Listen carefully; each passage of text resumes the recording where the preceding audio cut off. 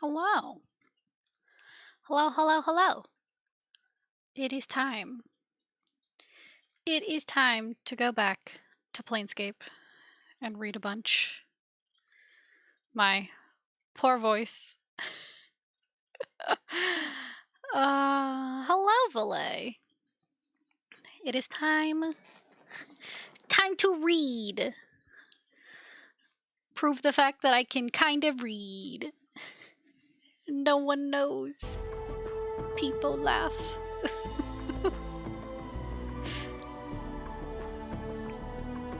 There we go, OBS. Catch up. Okay, remember how to play video game. Oh yeah, Morty's missing. I remembered. No. They took my skull. Very rude. What was I doing?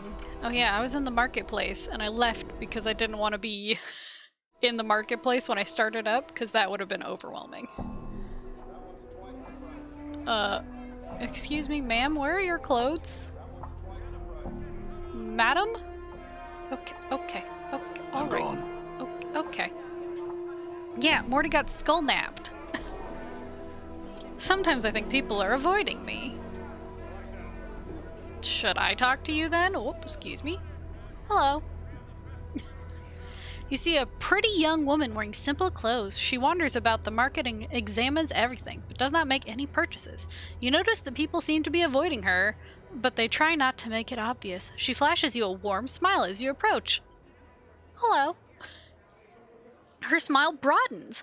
Hello, I'm Karina. It's a pleasure to meet you, Cutter. She continues to smile and waits for your response. I have some questions. She nods her head. All right, what do you want to know?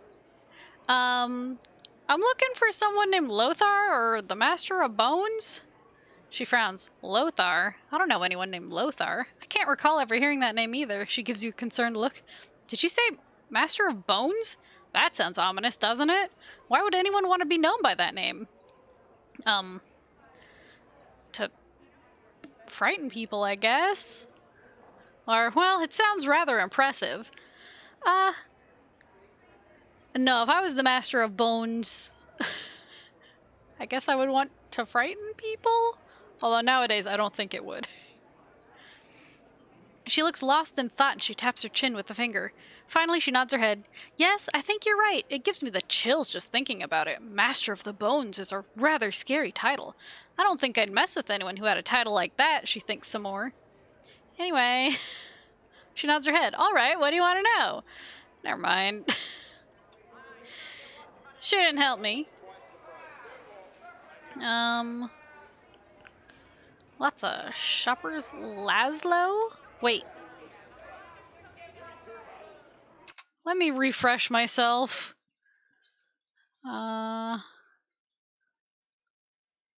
can't remember what the name...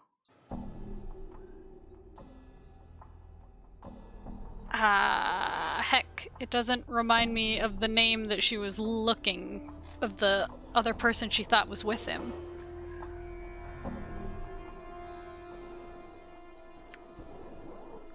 Heck. Ask Laszlo about the siege tower? The siege tower? You see a young boy with pale yellow skin. His clothes are dirty and in need of mending. Currently, he is tending a furnace. Hello. He turns and gives a half smile as he sets down his work. Hail, do you need some help? Always. I'd be pleased to help you if I could. The boy looks grateful not to be toiling over the furnace. What is it I can answer for you? What is this place? This place, he glances around. It's the open air market. Is this open air? Oh, anything worth seeing. Okay, I'll get to it. A lot of buyers and sellers come here to set up their kip for the day. I've been here for a good time.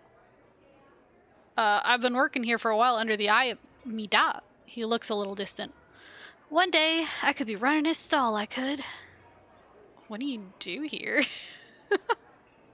He points proudly at the furnace. The furnace? It's used to... He shrugs his shoulders. I don't know what it's used for, but my dad says it's important to keep it stoked and burning right. He swipes sweat from his brow and glances about. Is your father one of the merchants?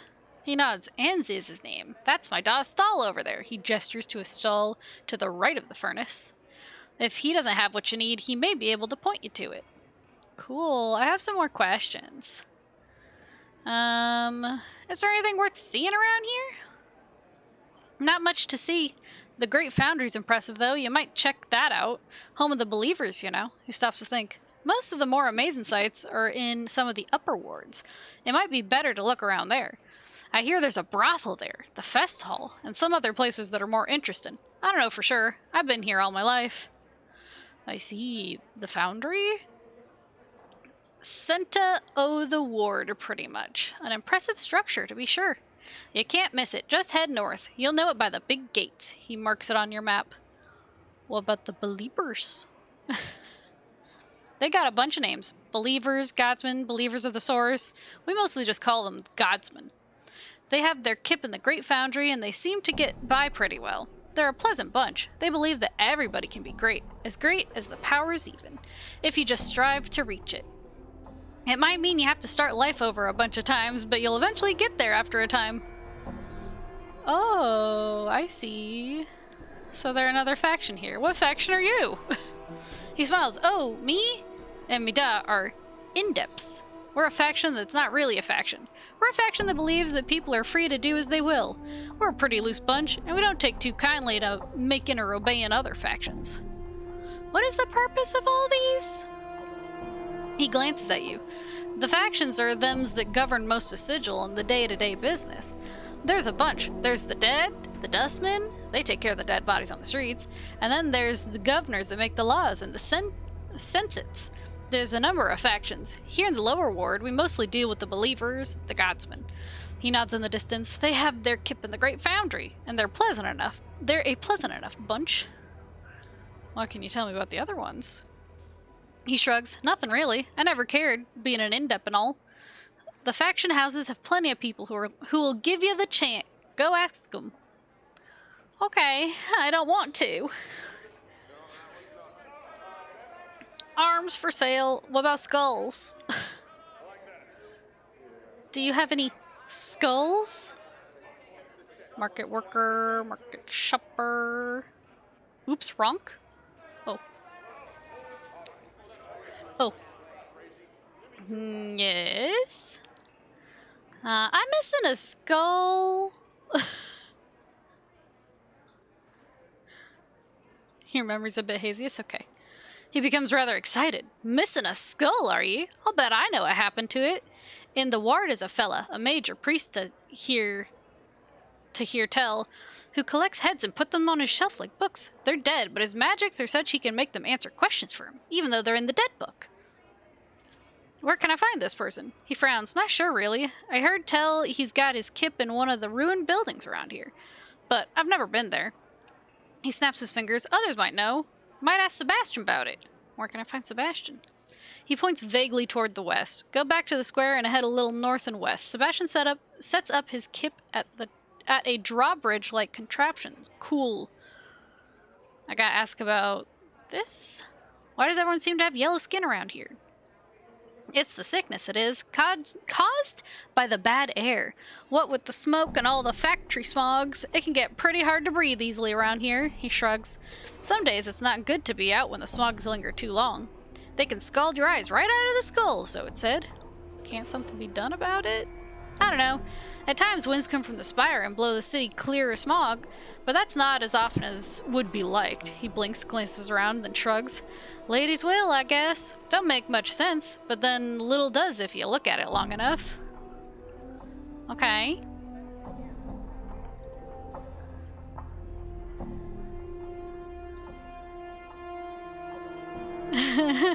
What can you tell me about the city of Sigil? The center of the plains, the city where almost everything intersects. Never boring, really. The Lady of Pain is the law, and the rest of us mostly try and bang out a living under her shadow. He barks a laugh, then coughs. Yeah, what can you tell me about the Lady of Pain? Don't know much about her. She keeps the powers out of Sigil, keeps the fiends out, Antoxin deals with nobody, except maybe the Dabbus. She'll pen you in the dead book damn quick if you worship her or try and hurt Sigil. Her face and the blades surrounding it would be the last you'd see. Interesting. Here we go. At the mention of a face surrounded by blades, a memory forces itself into your consciousness. For a moment, you're standing in a darkened alley, breathing heavily. Approaching you in the darkness is an uncannily beautiful woman, her face shrouded in blades and with cold eyes. Suddenly, the memory fades, and you're talking to the lad once more. Okay, I guess that's it. I think I've asked him about everything. Okay, goodbye.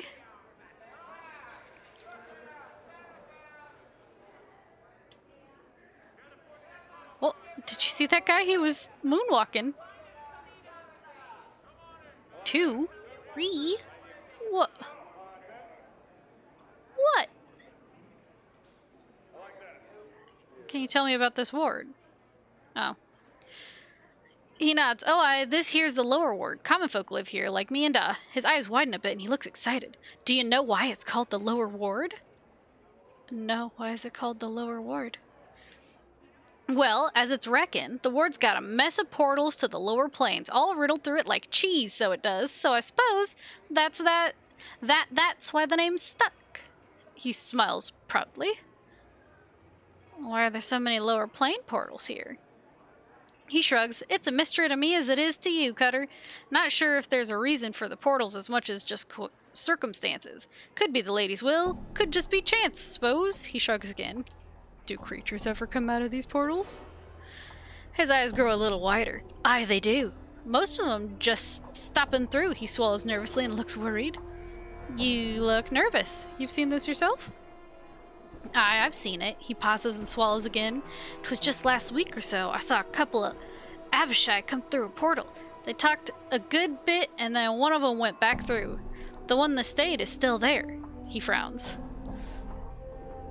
What were they talking about? I don't know for sure. To me it was just hissing and such, but I think they was talking about the tower, he shrugs. The tower? Updated my journal. Aye, that's one of the strangest sights to be in the ward. No one really knows how long that scarred old tower has been around. You can't get into it, you know? Bolted up tighter than a chastity belt. I'd be curious to know what's in there. He thinks for a moment. The Abishai was gesturing at the tower and the portal. They was looking for the key, I bet. What key? The key to the portal that leads to the tower. Every portal has a key that opens it to somewhere. The key can be a gesture, an item, or even a thought. Many have tried to get into the tower. No matter how hard you try, you fail. Maybe the secret to getting in is not wanting to get in. Updated my journal. He shrugs. I don't know, Cutter. Maybe. There we go. You got it now. Tell me where this portal is located. Tell me where it is. Updated my journal. He stops to think for a moment. There's a drawbridge-like contraption back of the tower east of the market. That's where it is. He gets a faraway look. Okay, goodbye. There we go. Finally. Corvus? Ooh. What's this? Nothing. Cries.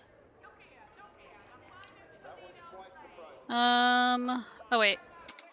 Don't I have a bunch of junk I need to... Yup. Hey, who wants to buy some junk? You see an older, stern-looking man. His face is a mixture of wrinkles and frown lines. Hello. You can ship Corvus and Karina? Oh. He gives you a quick, stiff bow. Hi, greeting to you as well. Hans is me name. What you be needin'? I've some questions. He gives you a toothless grin. I reckon I got the time to give you the chant. What you be needing to know? Well, you see, I'm looking for this man called the Master of the Bones. Can't say I ever heard of Lothar. He squints his eyes as he thinks. But this Bones fella, yeah, I heard of him. Chant is you don't mess with him. Powerful Cutter, consorts with the dead and such. Cool. Where can I find him? He shrugs. I don't know. Cutter like that can set his kip where he pleases. No Burke's gonna deny him, that's for certain. Can you tell me anything else about him? He barks out a short laugh. You heard it all, Cutter. Don't know anything else about him. Oh, okay. I want to buy some weapons. Just kidding. I want to sell you a bunch of junk. You think you could, buy it from me? Let's see. No!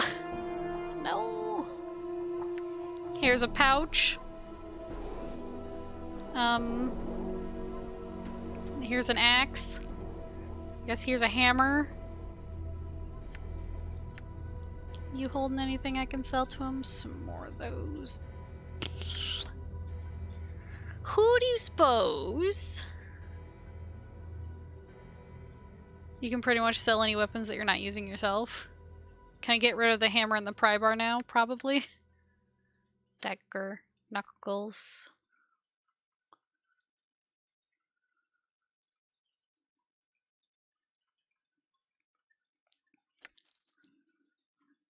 I mean, you got anything cool? I mean, they're weapons, so I can't use them. It's so easy to miss this stuff in this game. You have to ask the right questions of the right people, and there's so many people to talk to. True. Animal uses punch daggers. Dakon refuses to use anything except his sword. Morty only has teeth. Yeah, he wouldn't let me take his teeth. He wouldn't let me take his teeth. You think this guy? Hey, will you buy stuff? No? Okay. Alright, that's... Charm of Infinite Recall. Gimme. I might as well, you know? You know? There's a pawn shop to the south. They buy anything. Outside of the market? I assume?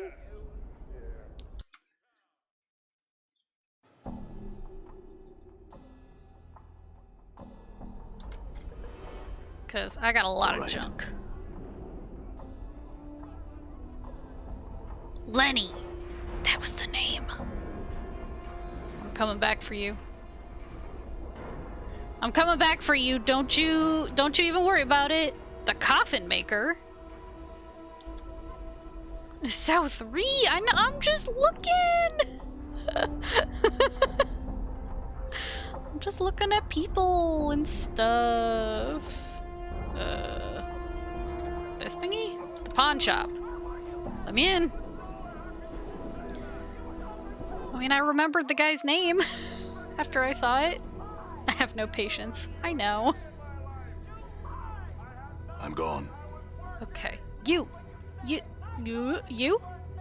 see a diminutive man with a bit of a waddle to his walk. His voice betrays a nearly comedic accent. By all the powers in their celestial outhouses, what is this? His partner, a diminutive woman with a braying voice, gives you a quick glance and replies, "It's a customer, you dolt, as I've been telling you for ages. I told you we'd get customers, but you never believed me, and now we have one.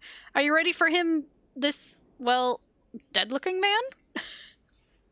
"Of course I'm ready for him. I'm always ready for whatever customers we have." He turns to you. "What can we do for you today?" "Let's talk about trades." Cheese! This is a piece of cheese. I don't know what I was expecting. Another charm? A glass eye? Why would I wear this? Oh yeah, here's all these, so of course you've got to buy those. Backseat player. It's true. He just wants me to enjoy the game. It's all good.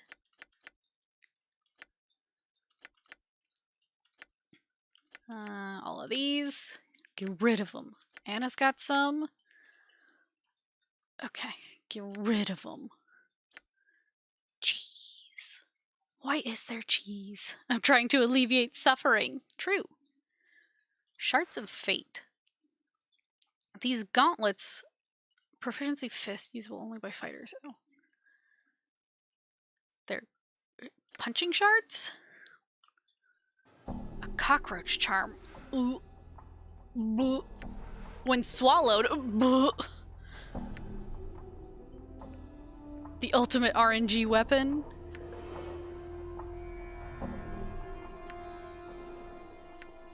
Oh, I I just buy a bunch? Okay, I'll just buy a couple. I'll just buy a couple more. You never know. Let's see.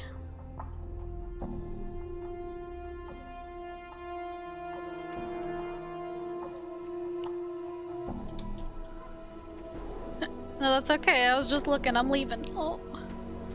It would take twice as long without your guidance. Fumbling around in oblivious manner is never effective. And that's all I ever do.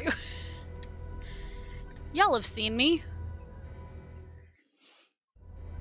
Y'all saw me in Baldur's Gate. All right. Give her some credit. I mean... To be fair, it would take doubly as long. That part is true. Now, Lenny. Hey. You see a feral-looking young man in shoddy clothes. His eyes dart about as he scans his surroundings. He notices your approach and begins eyeing you warily. I thought that said crying. Okay. I thought it said he was crying warily. There's a cool dude there. Am I gonna get another party member? Because I would like those. Would love to get one of these fellers after I save their lives. You know? You know? The siege tower. This appears to be a siege tower. The walls are scarred and pitted. It has seen many a battle in its lifetime. Hello? Hello? Hello? Oh, Grossick. I can tell you how to get Ignis after we come back from the siege tower. I would love the Burning Man. Grossick.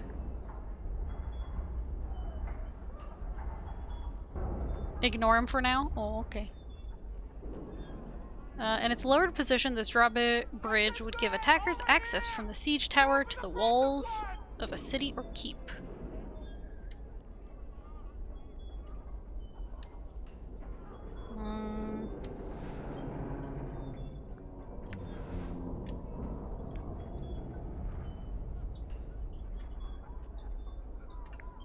Can I not? Right platform? Uh-oh. As you approach the location of the portal that boy Laszlo spoke of, you begin to replay your conversation with him in your head. Maybe the secret to getting in is to not want to get in, you hear yourself say. Suppress any desire to enter the tower. Well, now I don't want to. Hell yeah. Just kidding, I want to. Whoa! Who's this large man? Hello? I'm gone. Sir? Hello? You see an iron creature? Its size is staggering. If it stood full height, it would shatter the roof of the siege tower. Thundering echoes rattle the walkways. The creature hammers away on its forge, and the smell of soot and ash fills the air. Isn't he a cool dude? I mean, he... large. Hello. Updated my journal. There's the screaming of metal on metal as the giant turns to face you. You suddenly realize the golem is built into the siege tower itself. Girders, pipes, and huge bracers run through its lower torso and into the walls, and the bottom portion of its body makes up the forge itself. Sorry, I have to go. Excuse me, I'm so sorry, I have to leave. What are you? I am iron given purpose. What purpose? I forged the implements by which the multiverse will be unmade. You mean forging weapons? That's your purpose? Metal is like flesh. Both carry potential in their veins. When tampered with heat and pressure, the potential surfaces. My purpose is to bring forth this potential, allow it expression. He's not a robot. Too bad I made him a robot. Now that's a worthy cosplay character. How would you get that big? I mean, I guess it wouldn't be to scale. 3, can you do anything with my weapons? Wink, wink, nudge, nudge. Show me what you have brought. I will study its potential and see if its pain can be given expression. Okay. Oh.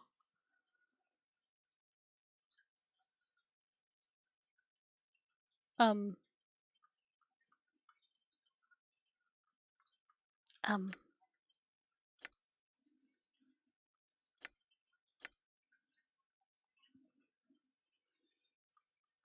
I can't use really any of this. A knife? I could stab some people?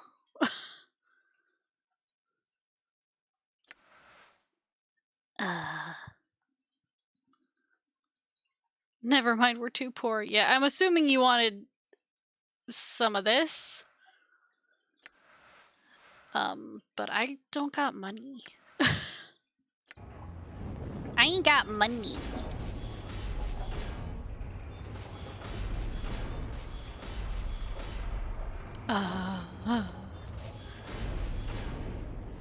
Okay, I guess that's it, huh?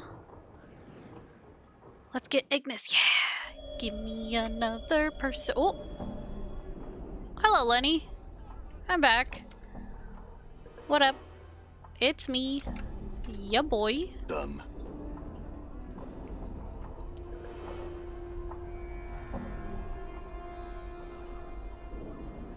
Go to the area to the east. This one? To the upper ward? Okay. I think it's funny how you still try to use cardinal directions. As if I know what that means. Let's see. He was... Yeah.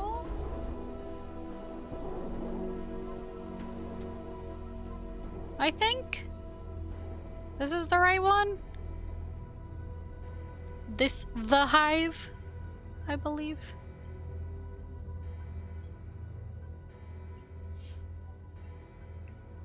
Hello, Quark.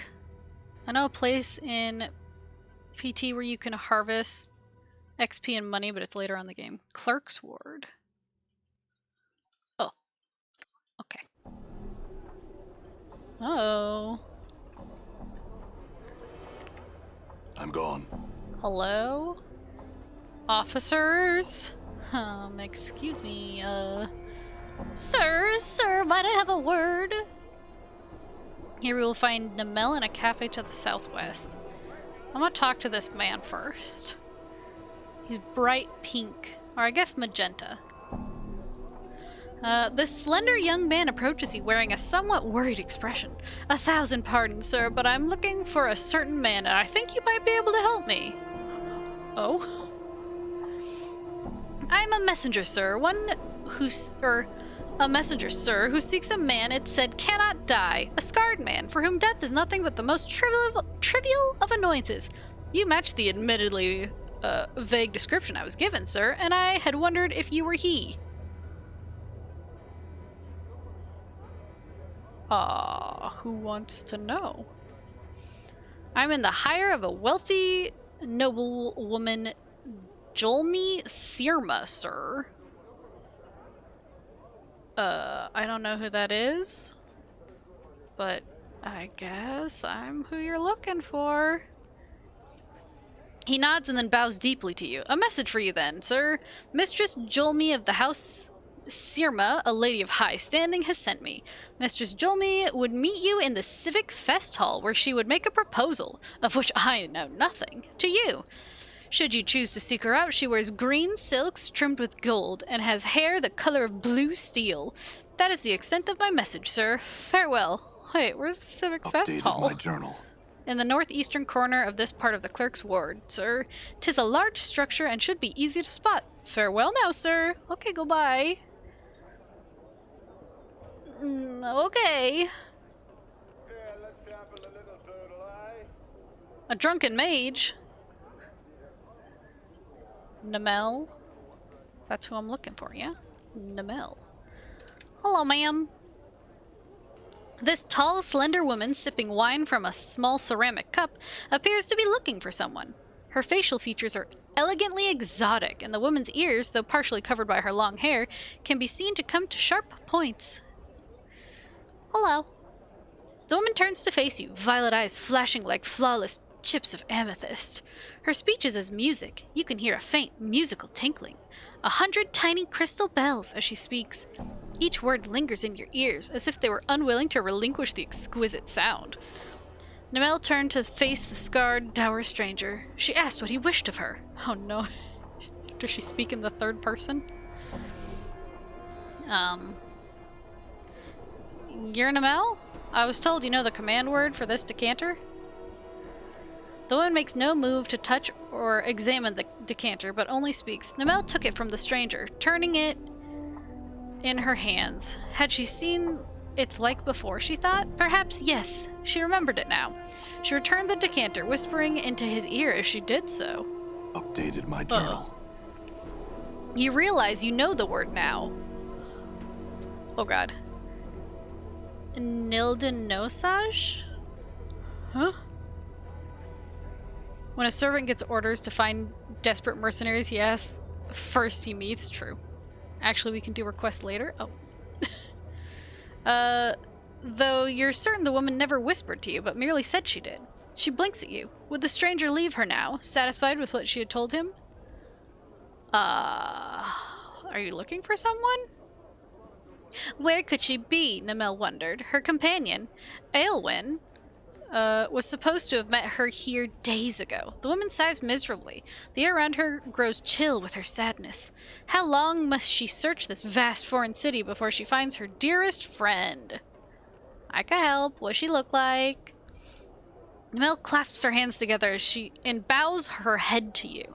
She would be so pleased to hear news of her friend. She told the kind stranger what Aelwyn looked like so that he would know...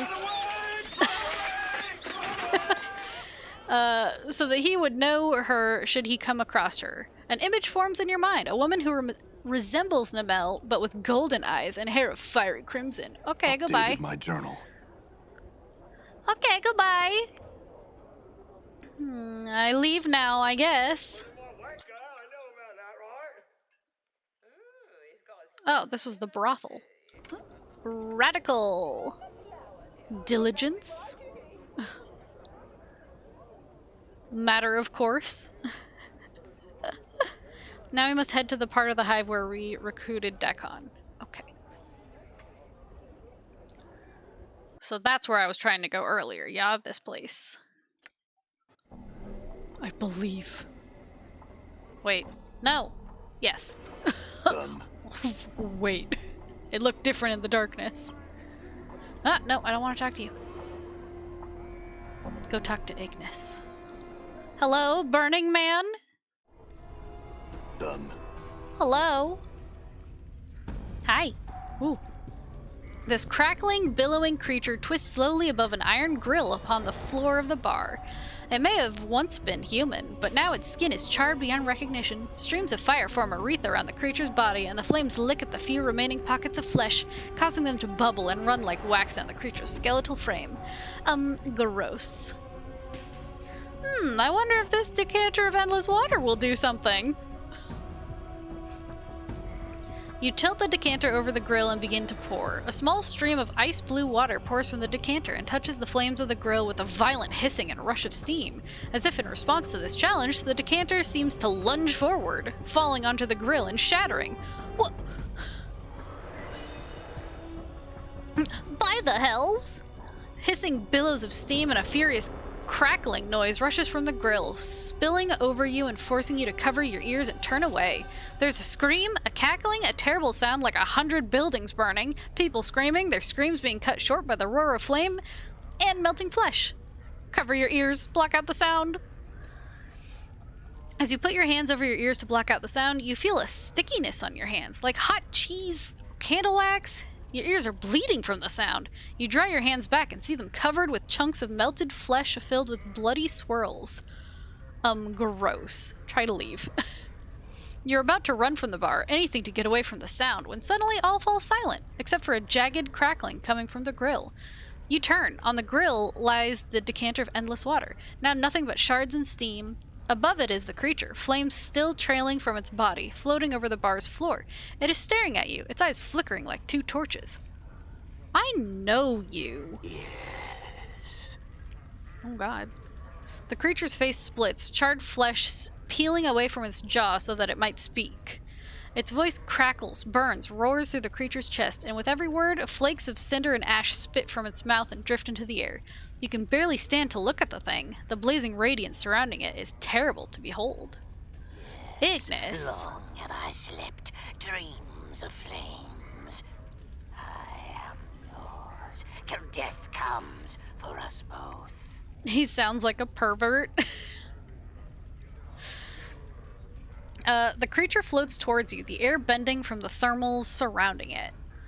As if in response, flames curl within Ignis's throat and a tongue of flame streams from behind his blackened teeth. We shall see. Oh, achievement unlocked. The smoldering corpse. Did his eyes just glow? No pictures, please. Please. No flash photography.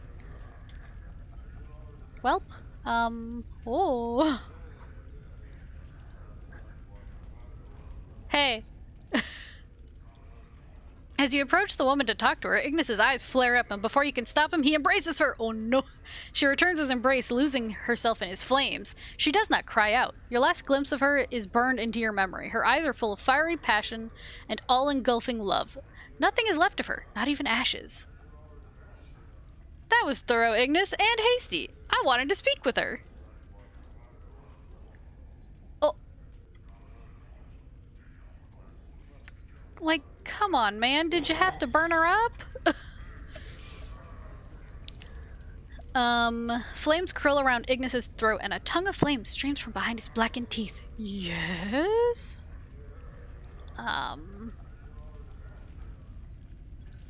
Wait, can he teach me any of his powers? Would he?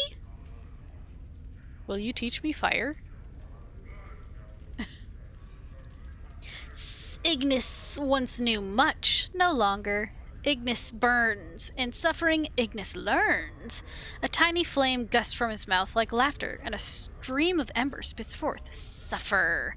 Learn. Well, I mean, isn't all learning suffering? No? Just the American school system? Okay. I'm willing to suffer for such knowledge. I guess. As you're about to speak the words, you feel a crawling sensation in the back of your skull, and you're suddenly struck with the certainty that the knowledge Ignis has to teach may permanently scar you. But you don't know how you know this. They come at a price, though. Ah. Is it worth the price? Maybe later. Maybe later. I'll look at that.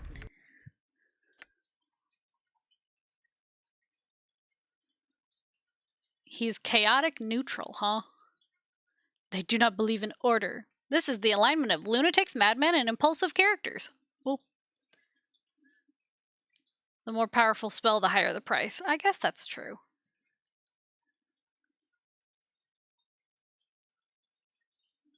Does he... Seeking Flames. Tongues of Flame. Ignis's Terror. Infernal Orb. Okay, alright. Fiery Rain. Infernal Shield. Elemental Strike. Okay, alright. Obviously, he knows fire spells. I really wasn't expecting anything else. Done. Well...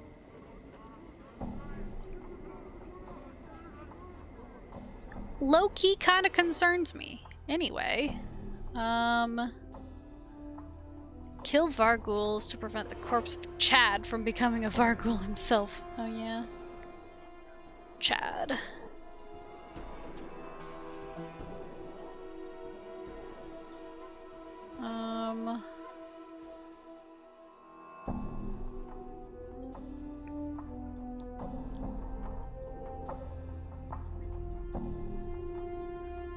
Well, okay.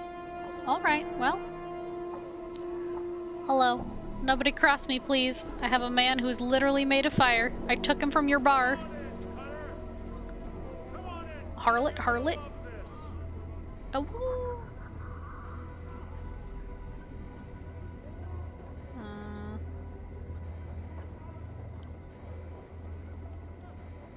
Well, okay.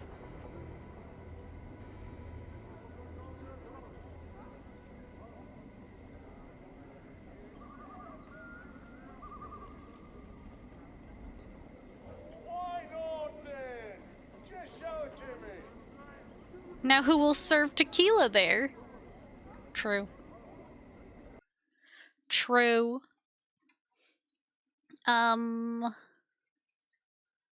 Now where do I go?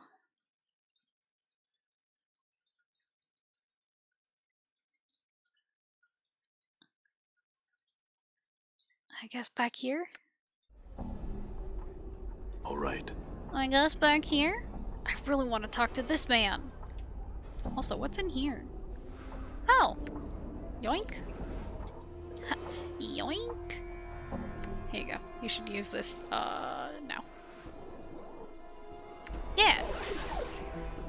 Had to go there for a while. I see Ignis's recruitment was successful. Yeah. You know, it was, gross. Now I'm back to talk to Lenny. I'm gonna do it. Hello. Hello. He looks you up and down, then glances about. Returning his attention to you, he gives you a wicked grin. You'd best have a good reason for disturbing Lenny, Burke. Actually, I got some questions for you. He laughs at you. I ain't no tout. If you got questions, go find one. His smile broadens. You'd best push off before I have to bleed you. What if I told you Byron Pickett sent me? He stops smiling and examines you for a while. His eyes linger on your scars and he swallows slightly. After a moment, a frown settles on his face and he appears to be nervous. Pickett sent you? Why? He said you could answer some questions. He frowns.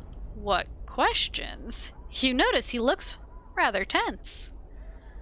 I mean...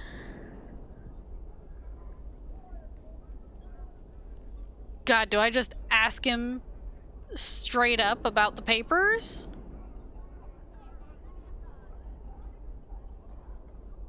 Do you think he knows where Morty went? Hey, I had a skull stolen. I want him back. Do you know who would do such a thing? Or I can ask him about the papers. I'm gonna ask him about Morty. Updated my journal. He hesitates for a moment and then relaxes slightly. You get the impression that he expected you to ask about something else. He smiles at you. Stolen skull, huh? Well, that'd be the work of the Lothar's boys, not me. Cool. I've heard of Lothar, just need to find him. He frowns. Now, I don't know that I want to be the one to answer that question. He glares at you for a while, then shrugs. Ruined building, just south of the siege tower. You can't miss it. He smiles evilly again. I have some more questions. Hey, I want to ask you about the papers you stole. He swallows hard and stares at you. You notice his muscles tense, and it looks like he's ready to run. He puts one hand on his hip in a nonchalant manner, but you can tell he's worried, or he's wound tight as a spring. I don't know what you're talking about, Burke. You'd best be off. Smile wickedly. You know what I'm talking about, Lenny. Byron had you steal some papers from Trist. I'm here to collect them. Can I smile wickedly? I want to. Either that, or I'll kill you. Or I'll kill you. Yeah. I'm gonna do the first option. He swallows hard. Smile. He swallows hard and the corner of one eye starts to twitch. He glances at the scars that cover your body, and then tries to meet your gaze, but cannot. Collect them. I destroyed the papers after I nicked them, just like Byron told me to. He finally meets your gaze. Really? Then why are you so nervous, Lenny? Let me guess. Byron thinks you destroyed the papers, but maybe you didn't. Maybe you kept them. A little blackmail material, perhaps? He stares at you for just a moment, then suddenly turns to run. Grab him! Just as he starts to run, you leap forward to grab him. He deftly steps out of your reach and begins to sidestep you. Oh wait, I forgot I'm not dexterous. Seeing your quarry about to escape, you make another, more desperate lunge at him. You fail to grab him, but you do manage to bump into him hard, knocking him off balance. Your efforts foil his escape. All right, I didn't destroy them. I'll give them to you. Just let me go. Hand them over, Lenny.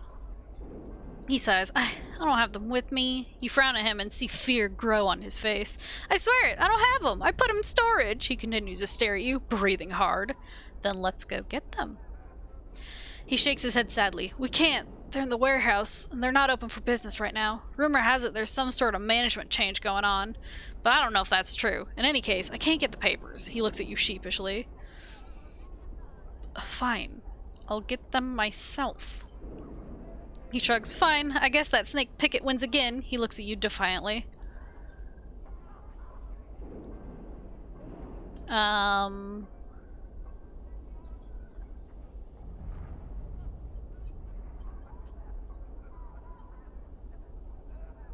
Let's just go get the papers, Lenny. Go to the warehouse and tell the clerk, I'm here for a loan. What, you want me to say for Trist? And he'll give you the papers later, Burke. Or I read too late. He suddenly bolts and runs away. Okay, goodbye. Ree! Look at him run. Look at him run. Okay. So I gotta go to the warehouse. This warehouse? I assume. Let's go up this way. Whee!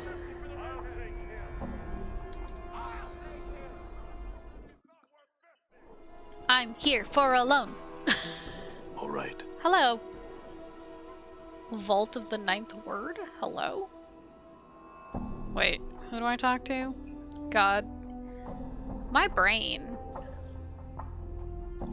Does it even say no? Could you please just tell me? I can get them from the clerk. Are you the clerk? The floating head thingy? Okay.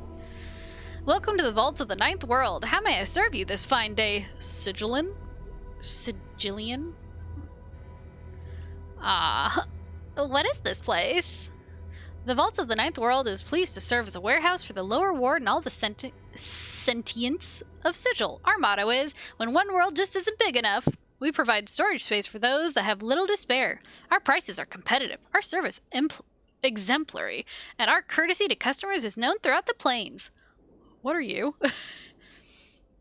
I'm the voice of the Vault of the Ninth World. I'm here to serve you, the customer. Instruct me in what you desire. I'd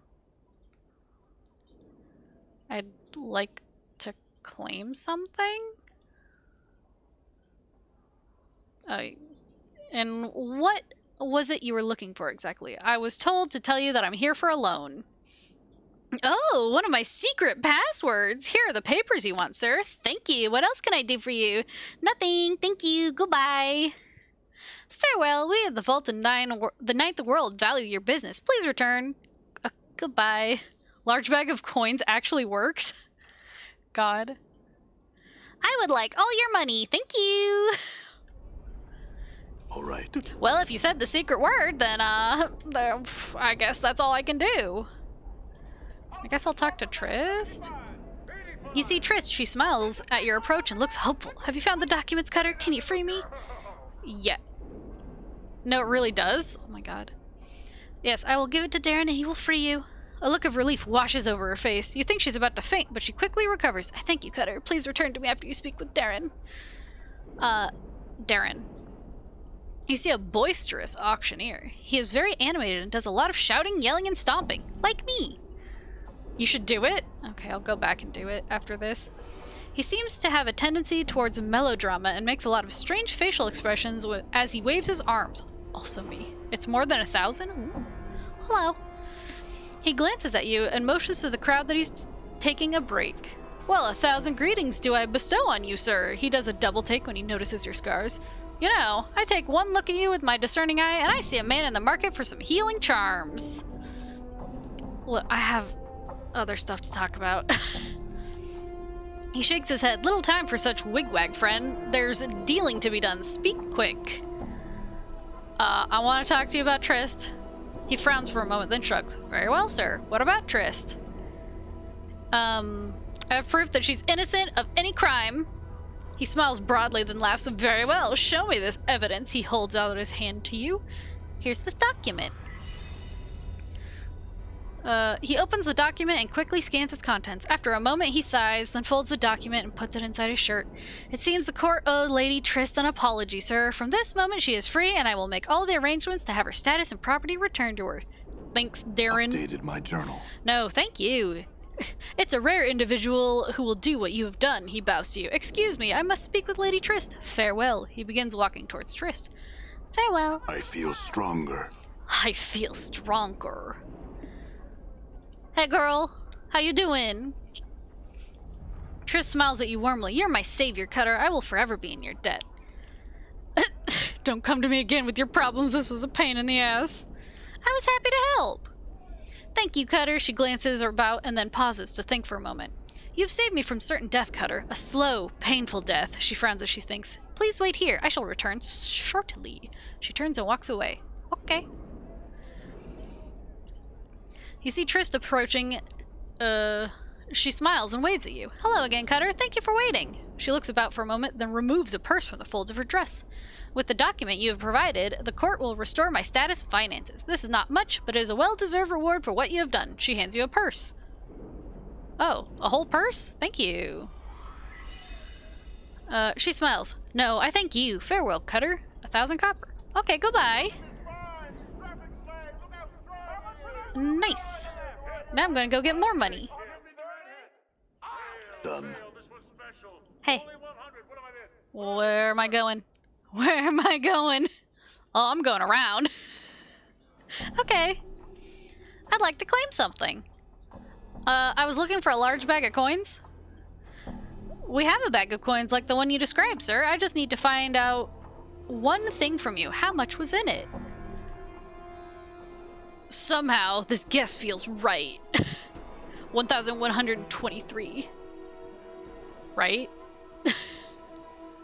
Here you go, sir. Thanks for storing your goods at Vault of the Ninth World. Can I get you anything else? Nope, goodbye. Goodbye. Trist means boring in Swedish? Interesting. Well, now I've got a little more money. Ignis will one day kill you all. And that's friendly. Also in Danish. Oh. I'm gone.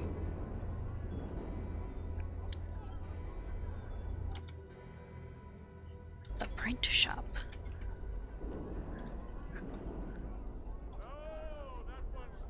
Actually, it means more like sad. I see.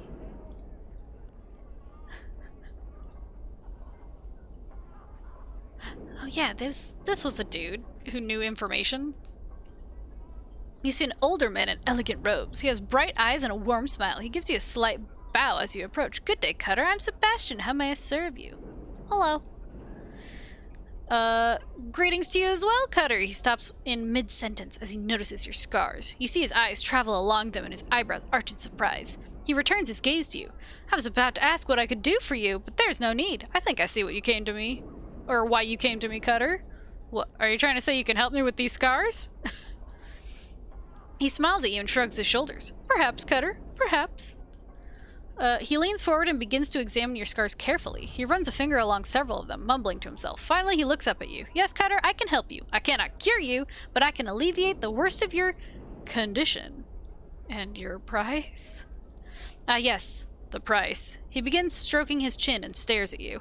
You get the impression you are being weighed somehow. He seems to come to some sort of a decision. I have a job that I think you could perform. Go on. I have signed a contract with a certain creature. I am no longer able to fulfill the contract. It is beyond my abilities. However, the creature will not release me from the contract. Instead, it has threatened me with death unless I fulfill the contract. I see. Let me guess, you want me to solve this problem for you.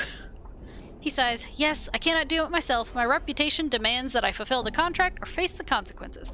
I am at your mercy in this regard. Will you help me? What were you contracted to do?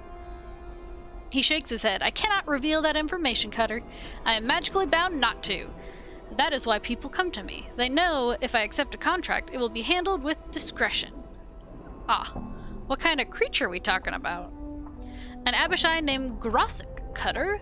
He pauses to gauge your reaction. I know this is a difficult task, but one I think you can handle. Also, the reward I offer you is great. He gestures at your scars. I see. An interesting proposal. He looks at you hopefully. Will you do it, Cutter? I guess, give me the details. Updated my journal. He smiles at you and gives a sigh of relief. Thank you, Cutter. The creature is an Abishai named Grusik. You will need a magic weapon to cause it any harm, so check with some of the shops if you do not own one. A spellcaster can harm it as well. Grusik can be found to the east, beyond the siege tower. Okay. So now I don't ignore Grusik. I give him what for? Come on, we got a special on slave. Use them for whatever you Hey, want. bud. Step right up. Hey, man. You see a reptilian creature with a snake-like body, 4-clawed feet, leathery wings, and a draconian head. The scales covering its body are a vile shade of green. I've seen worse greens. The creature stands upright on its hind legs, balancing with its prehensile tail. As you approach, its eyes narrow to slits and it begins to hiss. Hello. The air around the creature begins to radiate heat and its scales take on a pale sheen. It gives you a hungry look and appears ready to strike. Suddenly it releases a flurry of hisses and relaxes its stance a bit. Go, Grusik no talk, told waits. It glares at you as its tail lashes back and forth. Sebastian sent me. The creature relaxes a bit and the air grows cooler. It holds out a clawed hand to you. Give Grusik information. He looks at you expectantly. What information? It's hard to read facial expressions on a reptile, but you are certain that Grusik is rather annoyed with you.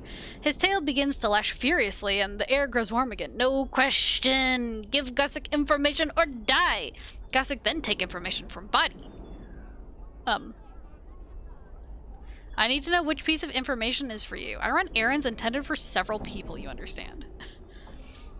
He glares at you for a moment while he thinks. Finally, he gestures at a nearby tower. Siege towers. How to get inside. Sebastian say he divine way. Grusik takes a step towards you and holds out his hand. Now give. Oh, that information. I'm sorry. I can tell from experience that it's hard to read facial expressions on a reptile. Just look at my ex. But I'm sorry, he wanted to deliver that one in person. He'll be along soon. Updated my journal. The air around Grusik begins to radiate heat and his scales take on a pale sheen. He gives you a hungry look and appears ready to strike. Oh man. He opens his mouth to reveal several rows of razor-sharp teeth. No, Grusik think you lie. Give information now. Grusik kill quick, not slow. Not give. Grusik take time. Remove your insides. Let you watch. Okay, he sent me to kill you anyway. Ow! Rude. Oh, I can't. Oh, there we go. Just kill him. I was. Oh yeah. Also, Valet, last time I put one more in intelligence. Oh, and I gained another one somewhere. So, where should I put this point? Smiles?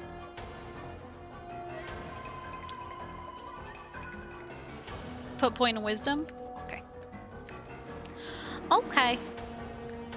You really don't need any more intelligence? Well, you never know. Intelligence increased permanently. Oh. So that just happened to me.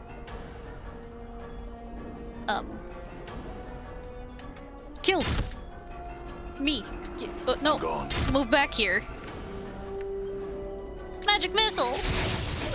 Will not burn. Magic missile. Oh god, he's coming for me. Oh, he coming. The 1 point you gained is because you hit level 7 as a mage before any other class. Oh. Ow. Rude. Don't hit me. Right. Owie. Ow. Oops. Use it. And also... Oh, wait. Use this. This does magic missile too, right? More magic missile! Yeah! I did it! And I didn't die. Oh, wait, you got stuff. Oh. Really? All that for a bronze ring? Your slave, over here! Two for the price of one! Well, that wasn't too bad. I mean, it was probably good to have Ignis. Hey, Sebastian. Sebastian smiles at your approach. Good day, Cutter. Have you completed your quest? Yeah, and I come for what is due for me. Or do me.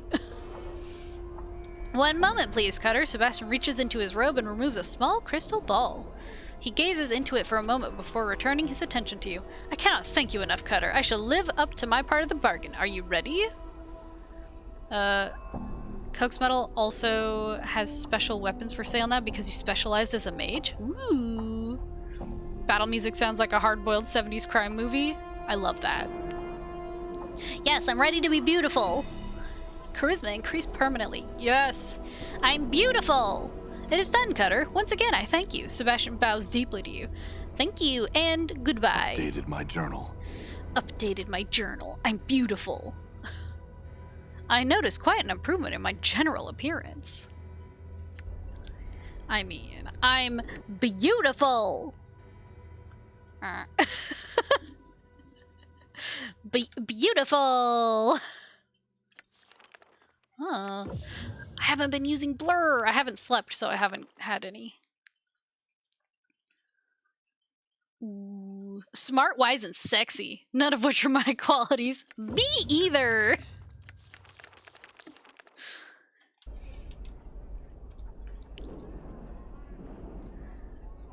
I mean, not me. I need to find a place to rest, I think. Yeah, can I want to go talk to Byron about... You see Byron Pickett, the moneylender, back again. Hey. No, I've had enough of you to last a lifetime. Okay. Look through Ignis's as well? I did before. I guess you were gone. He's got a lot of fiery fire, and fire with fire, and fire on fire. You could use some moisturizer, though. True. Fire. The Seeking Flames. Grant all enemy targets in a 50-foot radius -1 to attack and -1 to their saving throws. Ah, it's excellent. Yeah. Lots of fire. And I asked him if he would teach them to me, and he said, yeah, but it would cost me, and then I was afraid, so... So, you know. He can also learn regular spells? Not fire? I mean, seems a little crazy to me.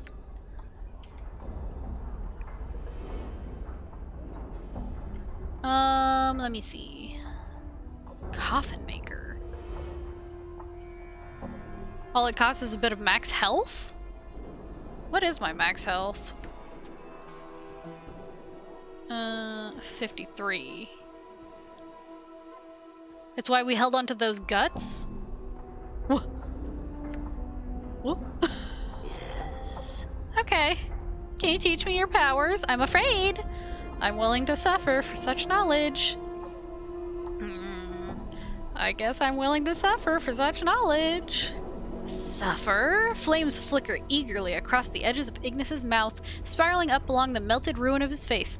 Burn? Pieces of self are burned away, Ignis. Ignis may still teach much. I want to learn. Can you teach me some of the art? Where flames once burned, one may send them again. Before you can react, Ignis's claw lashes out and clutches your finger, and with a greedy hiss, he burns it. And through the searing pain, you close your eyes and scream.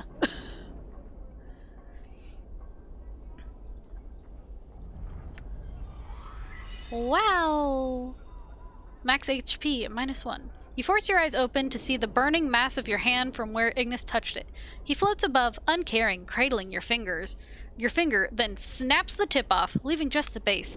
He hisses, cinders and ash drifting from his mouth, and he flicks the charred remains of your finger back to you. What did you do? Updated my journal. Teachings, Ignis cackles, the sound now strangely painful to your ears. To learn. one must suffer. Do I want to learn again? We go again? I mean, owie my finger, but again? Again? Okay, here we go. Pain train. Choo-choo. I wish to learn more. Suffer? I wish to learn. Can you teach me some more of the art?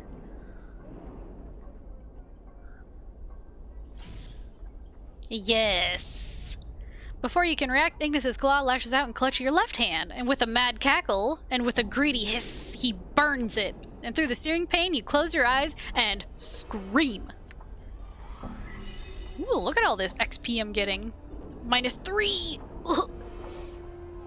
You force your eyes open to see the burning mass of your hand from where Ignis touched it. Only a blackened stump remains. Twitching, blood steaming from it. Ignis seems oblivious to your pain. His attention is devoted to your severed hand, which he is holding, admiring it like a trophy. Ignis, give me back my hand. Yeah, all the people in the street like, what the heck? Ignis ignores you. You watch as flames from his hands encircle your severed hand like a wreath, slowly burning the last remains of flesh from it, like a sculptor, until only the fused bone remains. He gives a long, low hiss, and then flings his creation back to you. You manage to catch it in your remaining hand. You notice the flesh of your severed hands is reknitting itself slowly, painfully. It looks like it's regrowing. What did you do? Updated my journal. Teachings, Ignis cackles, the sound now strangely painful to your ears. To learn, one must suffer. Again? Again? Nah, shit like that happens all the time in Sigil. Oh, probably. I mean, probably, actually. We go again on the pain train. Ignis hurls himself into the air, leaving a hissing flame trail as he rises. No more pieces of self are burning away, Ignis. Yet no more of sharing will Ignis teach. You need pieces of me in order to teach me? What about this strip of my intestines? Yeah? Give him my guts? Hey man, would you like some guts? They are mine. Here you go. Have some guts. Ignis cocks his head as you hold up your intestines. Then he suddenly swoops in and snatches it from your grasp. Holding it, he strings it between two hands like rope, and he hisses to himself. You watch the intestines steam as he holds them, turning black, and you feel a slow burning pain in your abdomen. Let's see what your guts be looking like, Ignis. Burnt now. Ignis strings out the intestines, handspan by handspan, and as he lets each length fall from his grasp, it starts rotating around him like a spiral, snaking in a slow pattern, each portion being roasted by his flames. There seems to be some dancing pattern to the way the flames are touching the strip of intestines, slowly blackening them until it looks like a long string of charred meat. Nasty. The burning in your abdomen makes you wince, but it's nothing compared to the pain you felt when Ignis charred the other portions of your body. You watch your burning guts spiral in Ignis's flames. Then suddenly, they gutter out and they fall into Ignis's hands. He gives a hiss and throws them to you. Much powers in an immortal's organs. Take the charred intestines. Updated my journal. Thank you. You hold your charred intestines in your hand. They look like a blackened rope. Ignis hovers above you, tiny motes of ash drifting from his burning, emaciated frame. Okay. Barbecue! Now the eyeball? But I need that. I need that eyeball, don't I? Don't I? I mean, I put the other one in a jar. And I don't think I got to keep the jar. Do it? Okay, you don't actually lose it? Okay. Teach me more. What about my eyeball?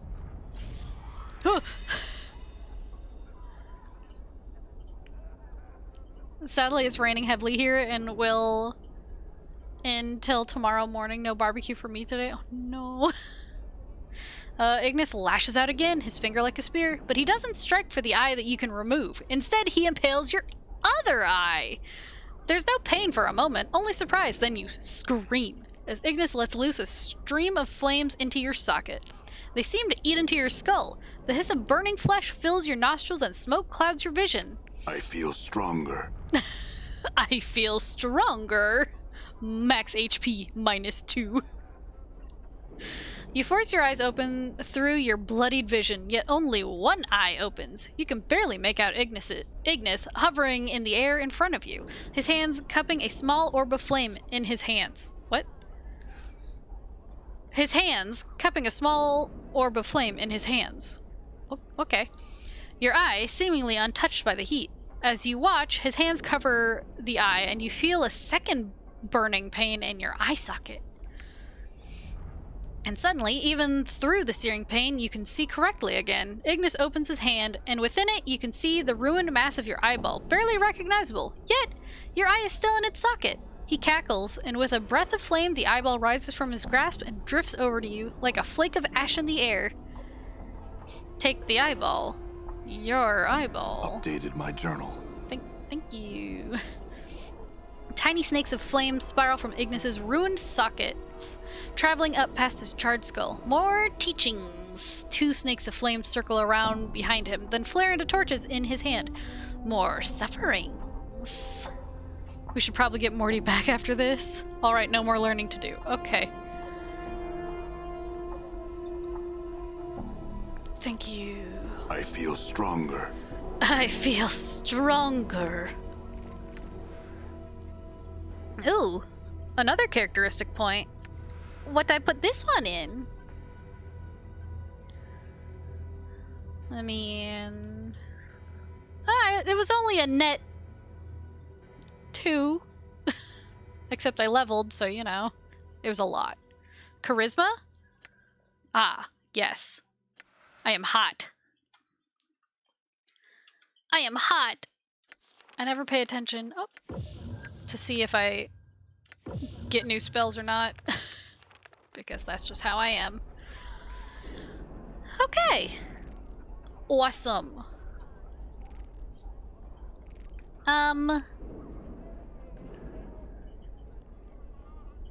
I should try to get Morty.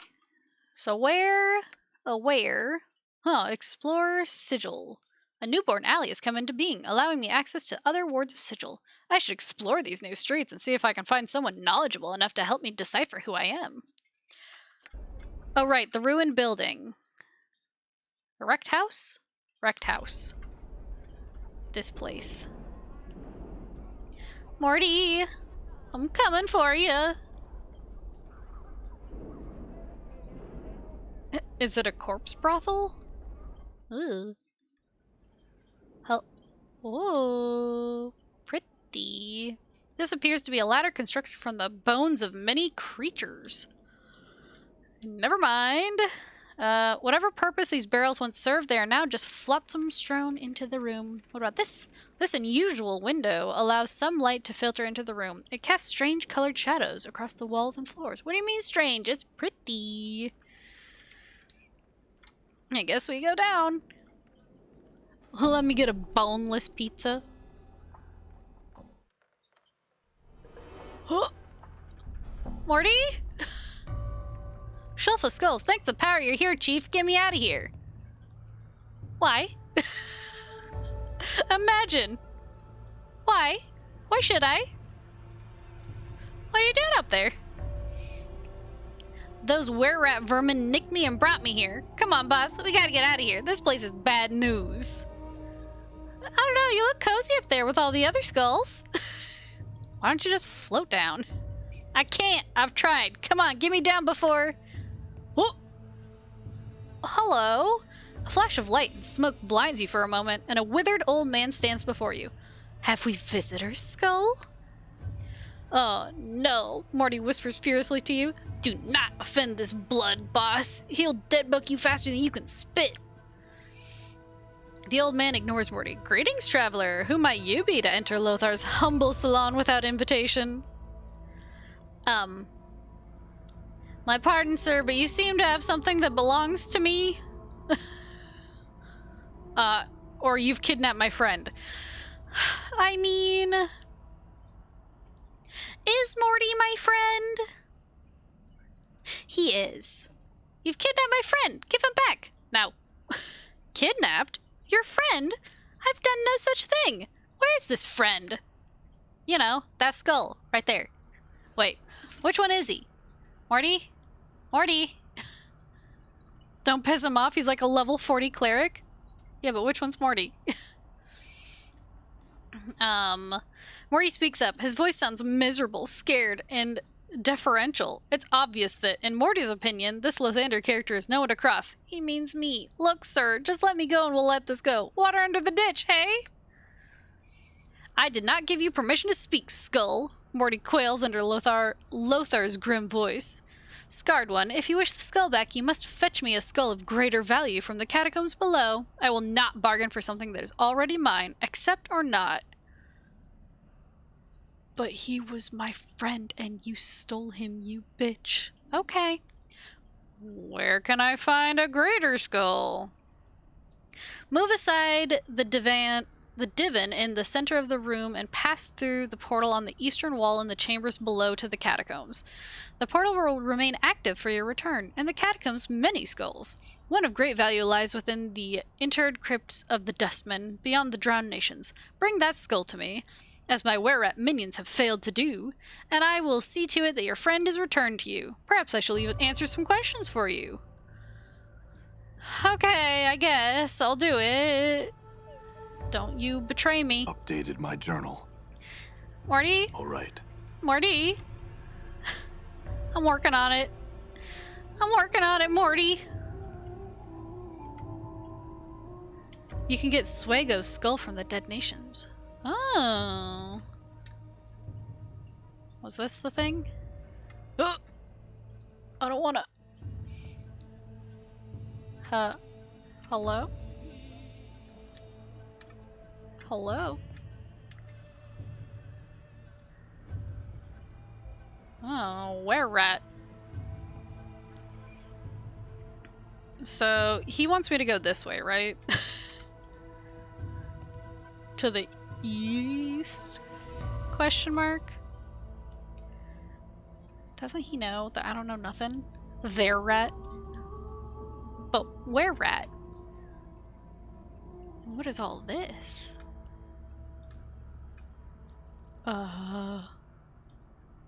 Hello? Maybe not?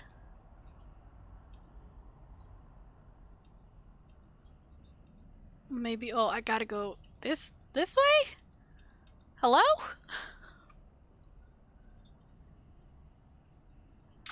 Nothing? What the heck? What's that door there for?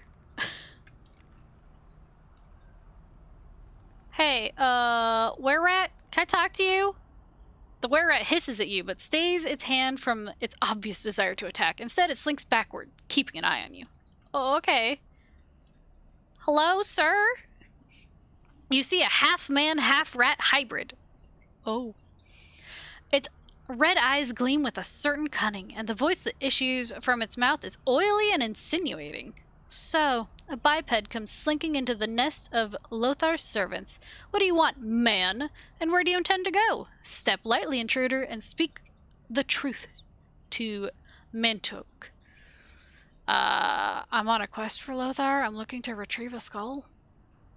The ratman ducks his head at the mention of Lothar and hisses at you. Send a hairless one to do the job of the kin? Impossible. He said you were worthless and he needed someone he could trust. That was me. Mantok hisses at you again. Begone then, and return when the skull is in your hands. He pauses and looks at you suspiciously. Have you a skull yet? No, but I'll be back with it. God. Okay. Don't you hiss at me. I have a man who's literally on fire. Set you on fire. Bench. Oh, what's here? Nothing. Oh, is this the portal? In the portal I go. Okay. So I gotta go back to this place. I'm gone. I'm gone. Oh yeah, I forgot about these freaking things. Get away from me. Get away. Get out of here. Oh. I always do that. I always move along too fast. And I don't have Morty to call him names. Oh, I don't want to talk to you. I don't want to talk, I just want to leave. Man, Dakon is fast. All right. By the way. Talk to Chad? Did I miss Chad? Did I step over Chad? I can't remember which one was Chad. All right. I can't remember. Oh, here's Chad. You notice Chad's neck is better now. It is no longer bulging out as if it wanted to separate from the torso. Thanks, friend. At least now I know I ain't gonna be a Vargul for eternity. You want your reward now? Yeah. I forgot him! I know. Alright, here's what it is. There's a reason the Drowned Nations are called that. There's a magic bottle that never stops its flow. A decanter, hidden in the Drowned Nations catacombs. You get that, and you got all the fresh water you'll ever need. Cool. Where is it? I already got it and destroyed it. You sneak past either the Deaders or the Rats into the Drowned Nations. Once you've made it there, you head down the main passageway past 3 doors to your left. You'll pass under an arch, and then you'll take the first door to your left. It's in the arch closet to the back wall. I don't know the command word, but it'll still trickle some drops for you. You got all that, friend? Yep, bye. You have learned some new tricks. Oh. And I leveled up. Her skills. I'm gonna put some more in open doors. Okay. I did forget to go see Chad again. I mean, that was my B. Hey, anyone know where I can find a skull here? Ha ha. Is it just in his room? Whee!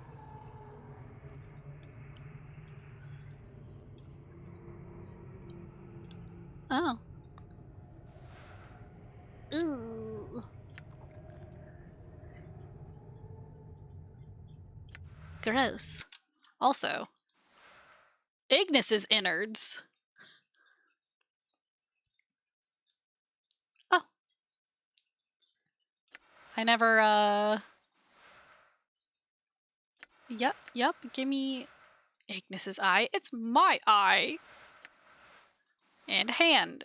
It's my hand. This skull used to be attached to Swago's body before his unfortunate accident. Now you also need to go explore that one tomb that warned you that your friends cannot follow. Oh.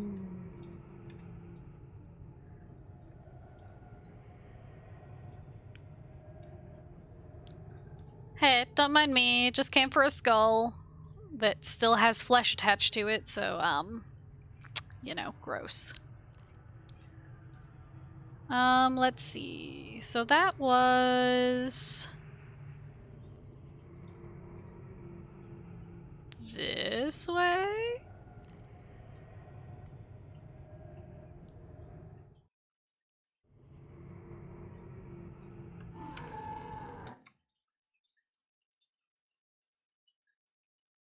Wasn't it? No. Yes? No.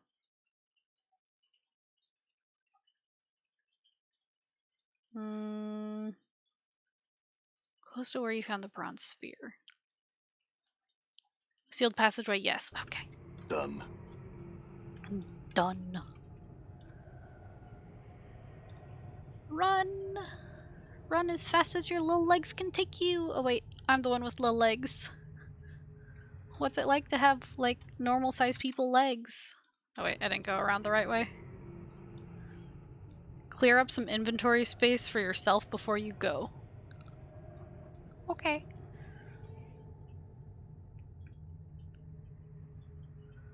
Okie dokie.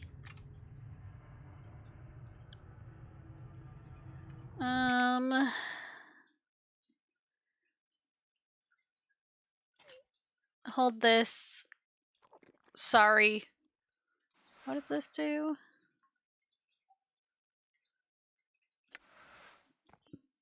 No thanks. No thanks. I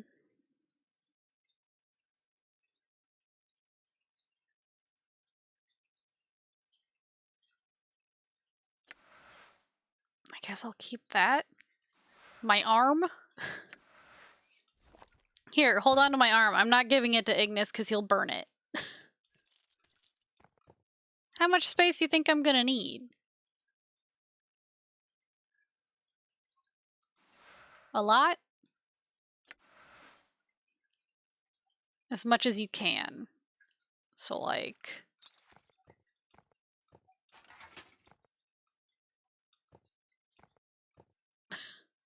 all of it?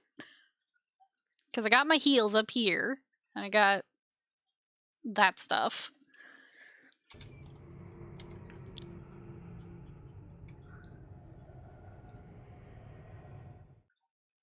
Good enough? Good enough? That's everything. Okay. Okay. I'm gone. Hello? Jesus. I don't know if you can tell by my mouse, but that actually made me jump.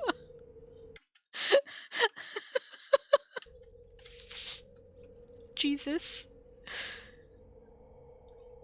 I will let you figure this out on your own. Don't let it end like this. Worse than last time. Okay, so don't step there. Alright. Okay. Cool. All right. What's here? Some money and some bandages. Thank you. Thank you. I love it. An inscription. At last I have you. Never again will you torment me, for no mortal man can escape these walls. Seek the keys and embrace death with each that you find. Only then shall you be free. Okay. Ow. There's nothing in there. Ugh. Get away from me. Ah! Stop it! An antler axe? Okay. Ow! Why? But why though? This isn't where I wanted to go. What? Now where am I? Oh! Owie. Nothing. Okay.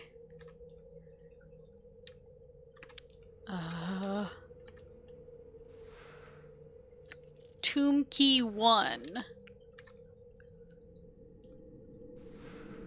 A pipe? Is this also... oh wait.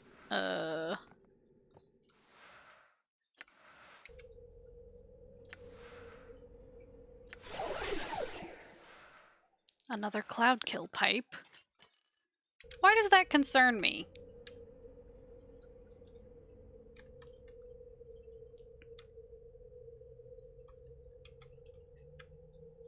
Don't let it end like this. Oh, feel all stiff.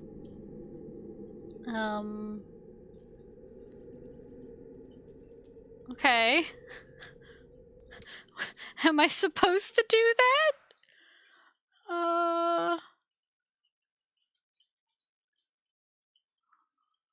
You're doing fine? Okay.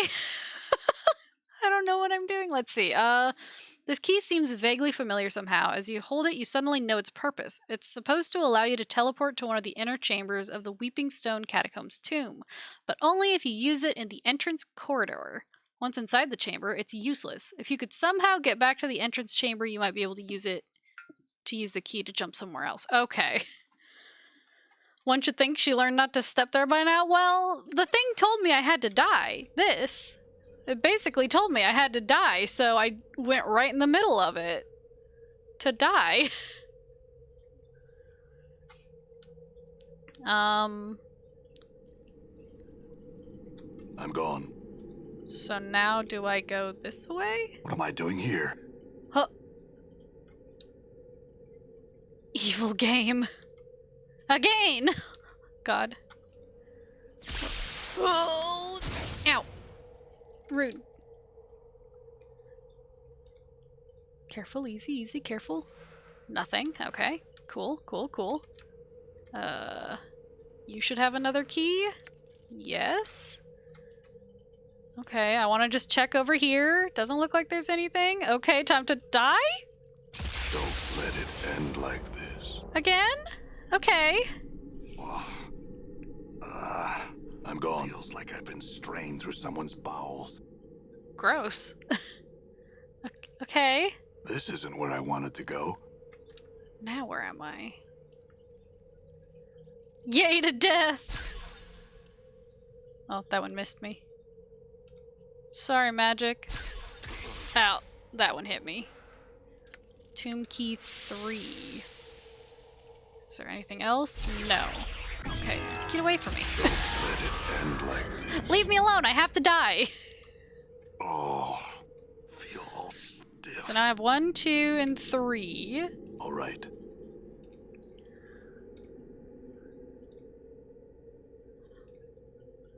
Oh. Now I'm allowed in here. Wait, what are these? Oh, wait. What order? This? Read every inscription. I want to read them in, like, an order. Is there an order? Let's see. What little life there is in the world is draining. We don't do that here. I'd read a lot. The world can burn, the plains can burn. Just give me life. I will destroy this life so badly, break it, smash it, and stain it in blood and feces, so you cannot live it either. Let all creation burn, for I cannot die. This is the right order, although it doesn't really matter. Okay. The panel is crafted in such a way that it can recess into, recess into the wall. I have to read them all first, though. This inscription looks like the directions on your back that Morty read to you in the mortuary. I know you feel like you've been drinking a few kegs of Styx Wash, but you need to center yourself. Among your possessions is a journal that'll shed some light on the dark of the matter. Farad can fill you in on the rest of the chant, if he's not in the dead book already. Continue and refresh your memory. Don't lose the journal or we'll be up the sticks again, and whatever you do, do not tell anyone who you are or what happens to you, or they'll put you on a quick pilgrimage to the crematorium. Do what I tell you. Read the journal and then find Farad. To your surprise, there's only one more line, one that Morty didn't read to you in the mortuary. Don't trust the skull! Oh. Interesting.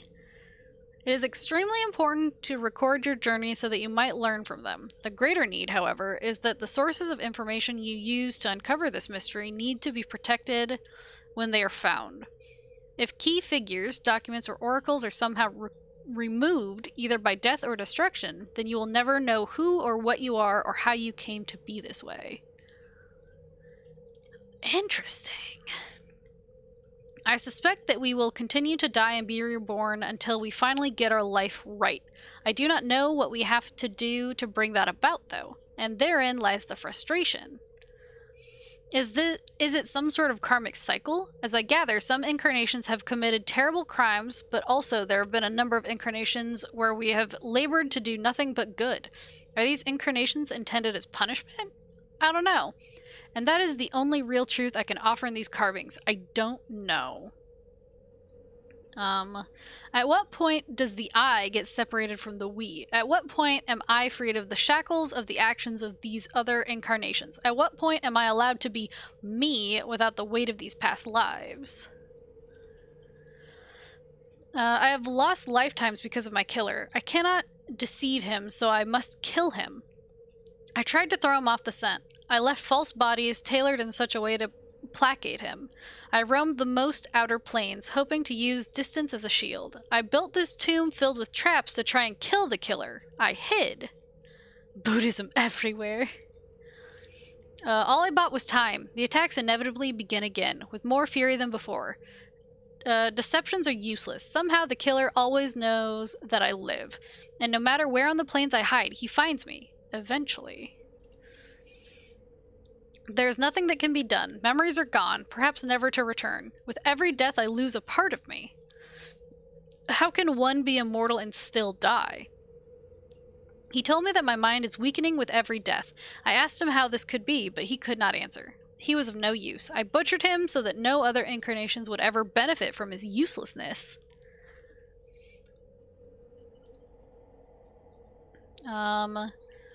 So they said, "You've been divided. You are one of many men. You bear many names, and each has left their scars on your flesh. Lost one, immortal one, incarnation's end, man of 1,000 deaths, the one doomed to life, restless one of many, the one whom life holds prisoner, the bringer of shadows, the wounded one, misery bringer, Yemeth. I grow weary. Fear names. Names have power and identity. Others can use names as weapons. Names are a hook that can be used to track you across the plains. Remain nameless, and you shall be safe. I am the nameless one." Interesting.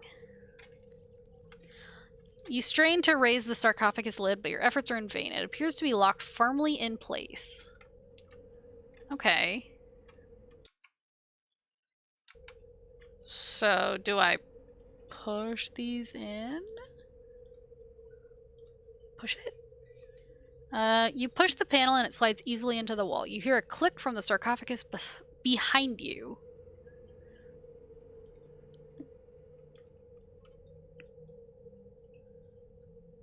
Okay, do I have to push them all? Push it? Push them all, okay. Hear a click. Push the panel. Slides into the wall with the slightest pressure of your hand. You hear a click. Yup. Push it. The panel effortlessly slides into the wall. You hear a click. Push it. Push. The panel slides smoothly into the wall.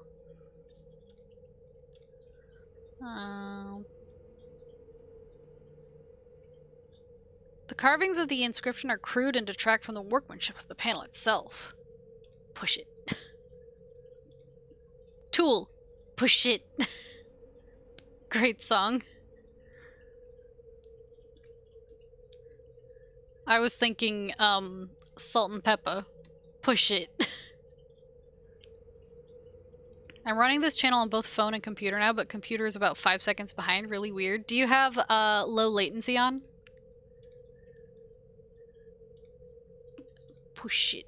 There's a slight hissing sound as the panel slides into the wall. Okay. And push it. Without a whisper of sound, the panel slides into the wall. You hear a click. The sarcophagus lid moves with ease. The locking mechanism has been undone. Open it. You open the sarcophagus, only to discover a single key lying within. There's no body and, more importantly, no skull. I don't think Lothar will be pleased to learn this. Updated my journal. You stand in silence for a moment as you gaze at the contents of the sarcophagus. Take the key and leave. Oh, he wanted my skull, huh? Is that what he really wanted? Sorry, dude. It's attached to me. This is why we got Suego's skull. I see. He wanted my skull. He doesn't know people laugh. The door's locked.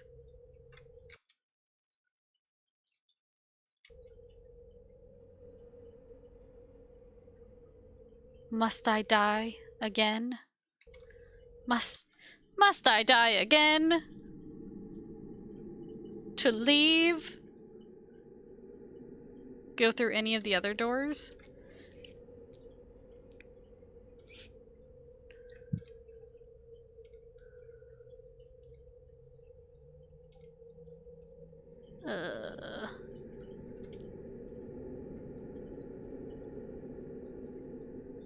No, which other doors? Wait. Like I said, must I die again? With this key? Left one? Oh, there we go. Ooh, a battle axe, a fly charm, a knot charm, a heart charm, a bloody teardrop, and scroll of axe of torment. It can't hurt to die one more time. It can always hurt to die one more time. Tear of Salieru Day. Usable only by lawful good characters. Well, that ain't me. The Scroll of Axe of Torment.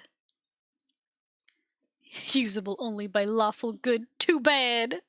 I'm not lawful at all. I should learn this, yeah? Yeah, this should be for me. It's mine. Okay, back out I go, I guess. Hey guys, did you miss me? No? Oh, okay. I'm gone. Now back to Lothar. I wonder what they were talking about while I was gone. For Morty and tons of XP. But the thing it said, don't trust the skull. What could it mean? I'm not supposed to trust Morty? You can actually ask Morty about it? Oh, I'm gonna. I got some words for this skull. Like, hey. I'm gone. You didn't read the whole thing. Just ask him to read the stuff on your back again.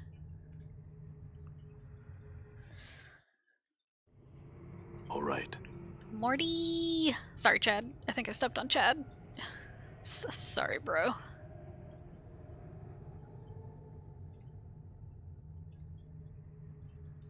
I'm just, you know, so stompy. I can't help it. Through the portal! I'm gone. I'm gone. Sup, rat man? I have the skull. Hey.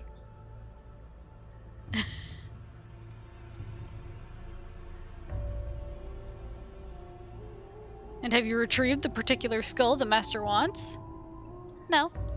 Then fetch it, biped, and do not return until you have it. Do not keep the master waiting. Okay, bye. What you gonna do? Stop me? Didn't think so. Didn't think so. He acts so tough, but he just let me walk past. Hey, old man. Well, have you brought me the skull I require in exchange for yours? There's no skull in that casket, Lothar. What is the meaning of this? The tomb was so well trapped, so well defended from scrying magics, that it was a challenge even for me. There must be some explanation for this, and, he draws out his words angrily and slowly, you will provide it to me. Go through the portal in the chambers below and seek the answer.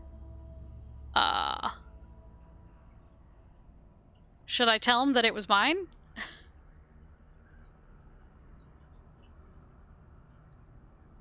Yeah, it was mine. Your tomb? Your tomb? He eyes you carefully. We shall investigate this more carefully. Fetch me another skull, then, as you seem attached to yours. Well, yeah, I would like to have mine, please. and we shall see what answers I can provide. Our agreement shall be as before. Do not try to deceive me with just any bone either. I am something of a connoisseur. Return when you have something of value to me. Okay, goodbye. I feel stronger. Updated my... Oh, I'm strong! Ooh, another characteristic point. What do I put this one in? Charisma? God, I'm so charismatic. God, I'm so hot! Anyway... Anyway, hey, am I suddenly hotter to you, or... You have returned, I see. And do you have a skull for me? I have the skull of Swago, the were-rat dustman missionary. Lothar takes the head of Swago from you and examines it carefully, checking the teeth. A dustman missionary and spy, eh? This will be satisfactory. His fingers twist through an arcane gesture. Your friend will be waiting for you above ground, where you came in. Have your answers from me. I have many questions. Keep it quick, scarred one. I cannot tarry all day. Cool, Why am I immortal? Updated my journal. Your mortality, your soul, if you will, that which allows you to live and die, is gone from you. It was stripped from you by magical means, by the night hag Ravel Puzzlewell. Your mortality is the key to your existence. When you find it, you will find your answers. Who? Tell me about this Ravel. Ravel Puzzlewell is an enigma, even among the night hags. Some would call her barmy, others say she plays a deeper game than any can see through. She is evil through and through, making the fiends you'll see in the area seem positively divine when compared to her. She is out of the reach of men now, thank the powers, for she was mazed by the Lady of Pain. Mazed? How do I find her?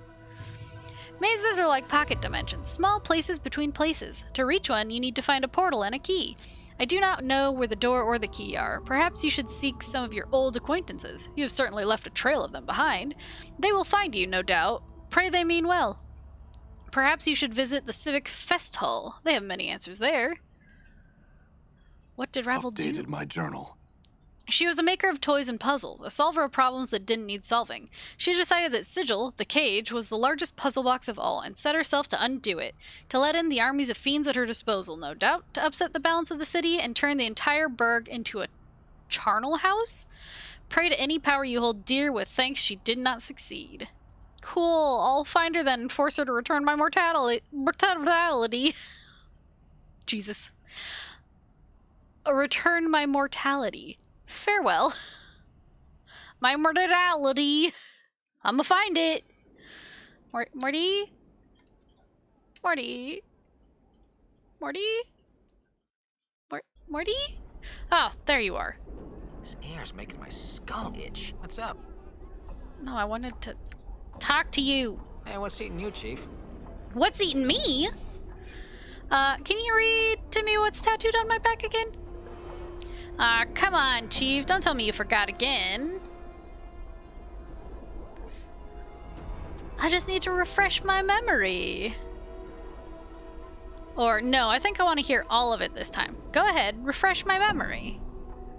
Go ahead, refresh my memory. Bet I'm going to be hearing that a lot. Morty clears his throat. Let's see. I know you feel like you've been drinking a few kegs of Styx Wash, but you need to center yourself. Among your possessions is a journal that'll shed some light on the dark of the matter. Farad can fill you in on the rest of the chant if he's not in the dead book already. Keep going. I will, hold on. Morty pauses for a moment. Alright, here's the last bit. Don't lose the journal or we'll be up the sticks again, and whatever you do, do not tell anyone who you are or what happens to you, or they'll put you on a quick pilgrimage to the crematorium. Do what I tell you. Read the journal and find Farad. Go on. What does it say after that? What are you talking about, Chief? There isn't any more. What about don't trust the skull? Updated my journal. Oh, that bit at the end. Well, I figured it was Wash, so I didn't read that line out loud. Oh, really? And what do you think it means? Do you think it refers to you? I doubt it. I mean, you can trust me, right, Chief? Are you lying to me, Morty? No, come on, what's your problem, Chief? I haven't steered you wrong yet. Yet? I don't like the fact that you didn't read me that line. And I'd like to know what else you've neglected to mention since we've been traveling together. Nothing. I've told you everything. Well, almost everything. But nothing, you know, dangerous. If there's anything else, I suggest you tell me now. Chief, seriously, there's nothing else. I wouldn't hold out on you. I hope not. Let's go. Don't you lie to me, Morty. Don't lie to me.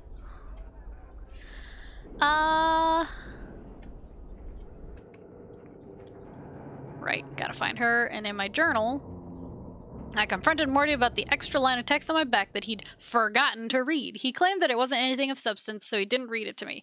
I'm sure he's lying, but I don't know why yet. Why you lie to me, Skull? Why you always lying?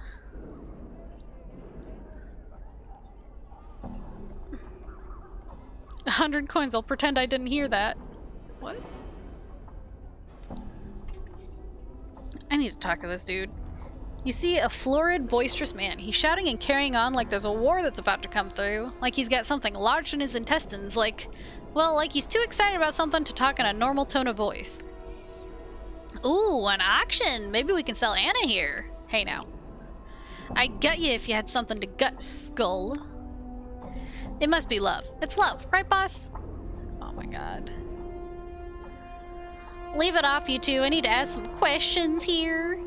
His rapid-fire delivery makes it difficult to understand him. You, sir, you there. You're like you could use something. I'm not quite sure what it is yet, but give me some time. Give me some time. Give me time, and I'll have it figured out on the spot. You need rooms? I got rooms. You need supplies? I got supplies. Oh. What are you selling? Oh. Jeez. Scroll of friends? Luck? Why are there two different cheeses?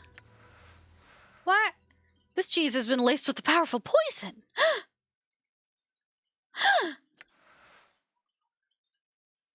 How dare you? Poison cheese. I'm insulted. A stinger earring. This earring has been made from the hardened shell of a segmented larva-like creature. Its shell has been treated with some sort of glazed finish that makes it look disturbingly alive. Ooh. You can give the poison cheese to that were-rat dude under Lothar's basement. Oh my god. The one who sassed me?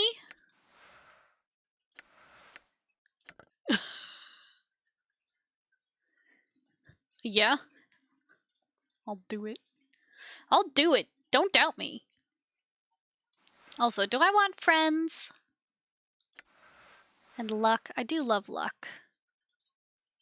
Just for the funs of it.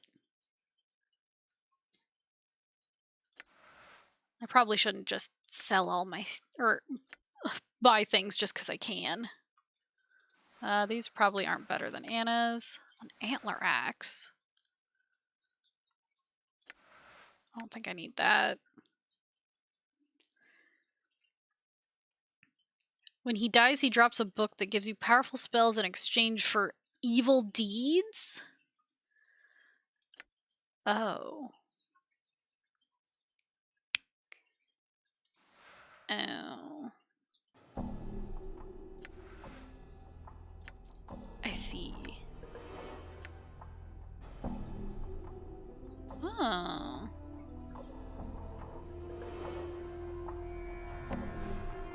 Yeah, I want to rest. Thank you. I mean... But I'm being a good character. I do want to murder him, though. See, that's my problem. I just want to murder this rat because he sassed me. Done. Excuse me. I brought you a present. Hey! You returned, man-thing. What do you want? I'm looking for the person in charge here. You seek Lothar? Yet you have come from his sanctum. Go now, and I will forget I have seen you. Oh. Just looking around. That is unacceptable. You must have a purpose in the Kin's Nest. Oh. Then I'll leave. Oh. I can't give him the cheese.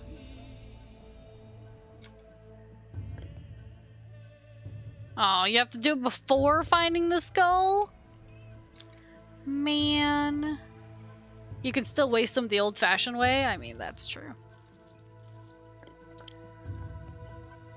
I mean, that's true. Will they all attack me, though? Probably, right?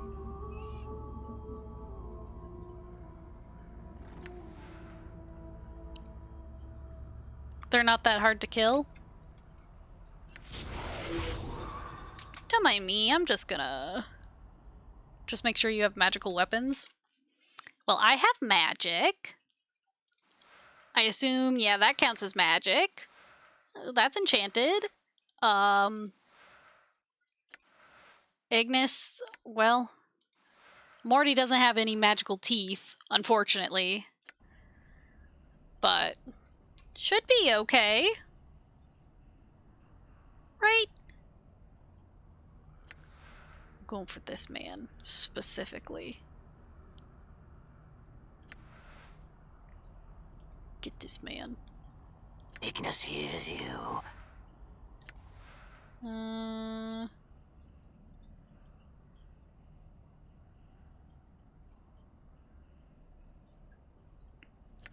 Do you still have Ingris's teeth? You should be able to ask them to become magical weapons by now.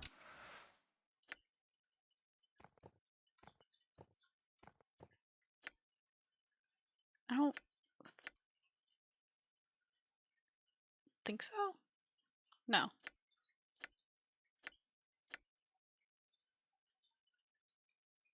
No.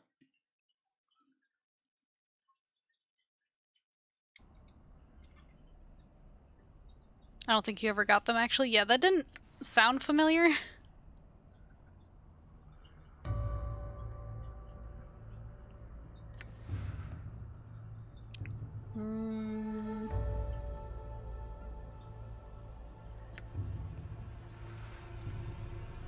Ignis's terror? And it calls upon one of the most basic, you know, the fire of destruction. The spell causes all non-undead creatures within a 30-foot radius of the target point to flee in terror from the area if they fail their saving throw. Okay. Endure. In enduring, grow strong.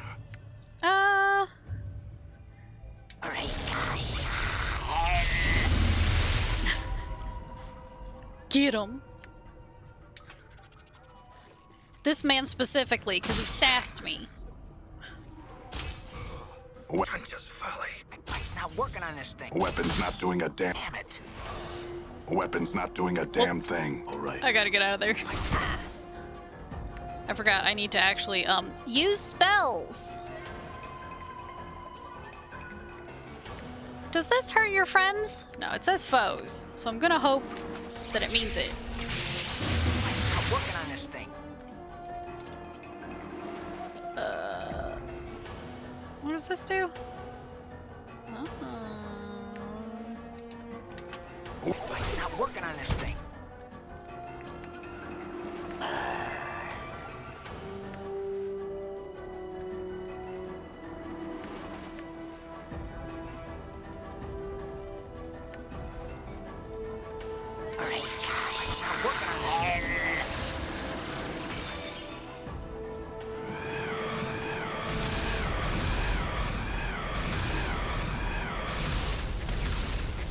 Working on this thing. Fire, fire, fire, fire, fire, fire. Sorry. I am very excited seeing fire. Very excited. Working on this thing.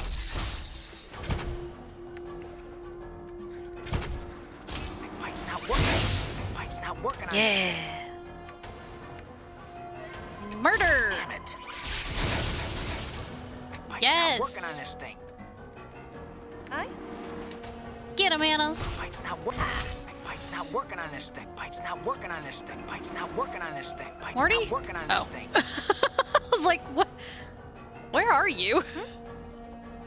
That your bite's not working on this thing. It's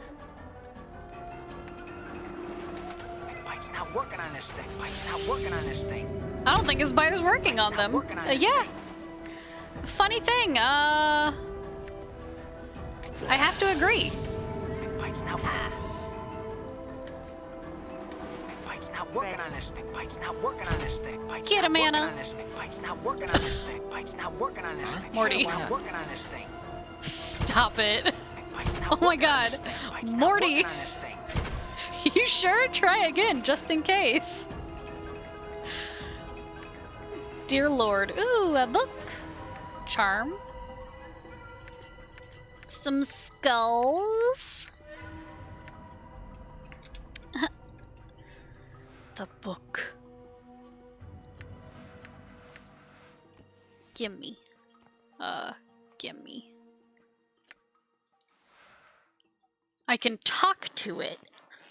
This black bound tome seems to radiate a slight rotting smell, and the covers are unpleasant to the touch, like uncured human flesh left out in the sun. Blech. Rusted buckles on the cover seal it against the elements. It is the Grimoire of Pestilential Thought, an arcane tome created ages ago for purposes unknown, the purpose of which is to teach mortals the nature of evil. Some sages warn against its use, while others urge it. It is said to grant mighty magical powers when services are performed for it. How about if I give it some poison cheese? Here, you like it? Do you like it? Eat the cheese. Eat the cheese. Whoop. Took a skull. No, I didn't. Good. Almost took a skull. Welp. I mean, if you choose to become evil at any point. True. True. I'll have an option.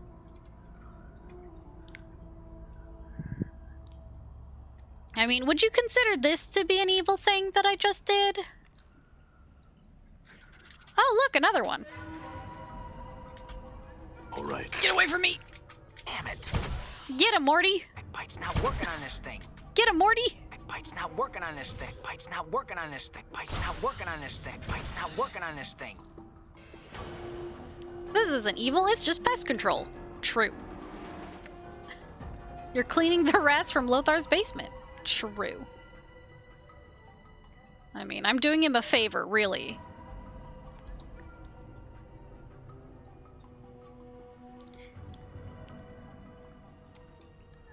I was thinking about stealing from him. Darkness mothers the flames. Okay. Okay, Ignis. That's cool. Done.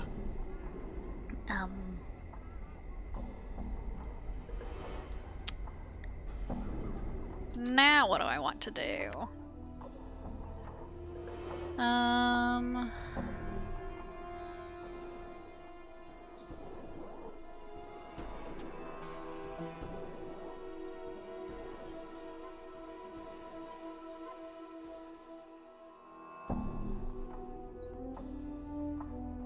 Oh, yeah.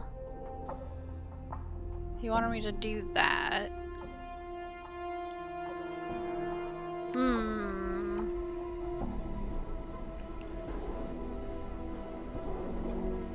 Wait, how much junk do I have? A fair amount of junk.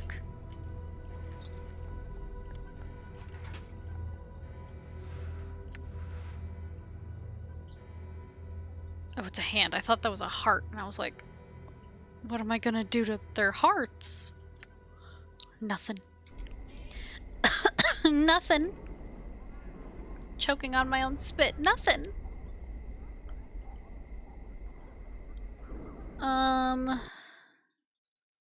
Is there anything here that I want to do? I haven't been to the print shop. What's in the print shop? Stylish script around the doorframe proclaims this building as a print shop. What can I print here? Flyers?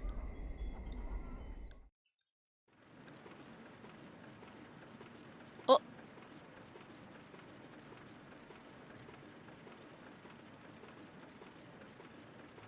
You see a thin, stooped man hunched over a desk. Now looks like he's just standing there with his hands on his hips, but okay. scribbling on a piece of paper. His hair is thinning and drab, drawn back into a ponytail, and thin spectacles adorn his hooked nose.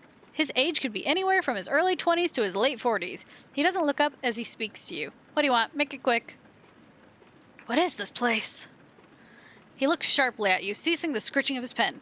Are you entirely dim? It's a printing shop. I print things here. Look around you. I print. What do you print? Books, pamphlets, handbills, words, letters, whatever. He amends, though I don't do racy prints, and I won't fulfill any perversions you might want, nor do I care to ask. So he doesn't, okay. I have a few questions, so they have to do with work. No hentai? Well, no. Then you're wasting your time and mine. Good day. He turns down to his desk. Okay, goodbye, sir. No hentai? What kind of printer is he? Done. One who doesn't want to make money. I mean, probably doesn't do furry stuff either, but that's where all the big bucks are.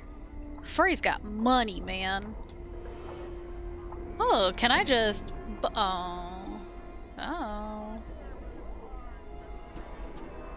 It's the guardsman. Excuse me, sir. You see a burly, bored-looking guard. State your business, please. No Garrus body pillows either. God. Yeah, those costumes are expensive, right?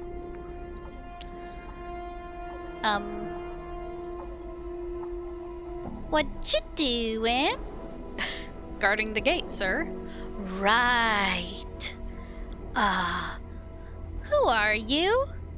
I'm a guard of the Believers of the Source, sir. Believers of the Source? Yes, sir. Godsmen, we're called. Why? We are one of the 15 recognized factions of Sigil, sir. We believe that every being has within it the spark of divinity, neither good nor evil necessarily, but potentially to be divine. Beyond divinity, we believe there lies something greater. We believe all life has a purpose and a goal, and we are devoted to understanding what these goals are. We strive towards greatness with every step in our lives. Sounds important. We believe it is, sir. Can I help you with anything else? Yeah. What is this place? Why the hell does everyone think Garrus is so hot anyway? Humans are boring.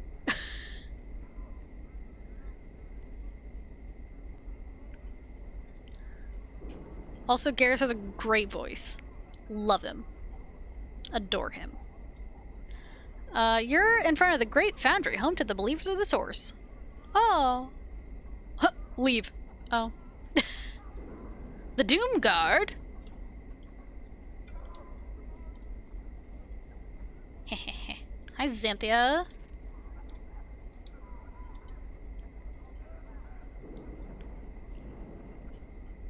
For the Doom Guard, I strike a blow. I miss her, Dallas. What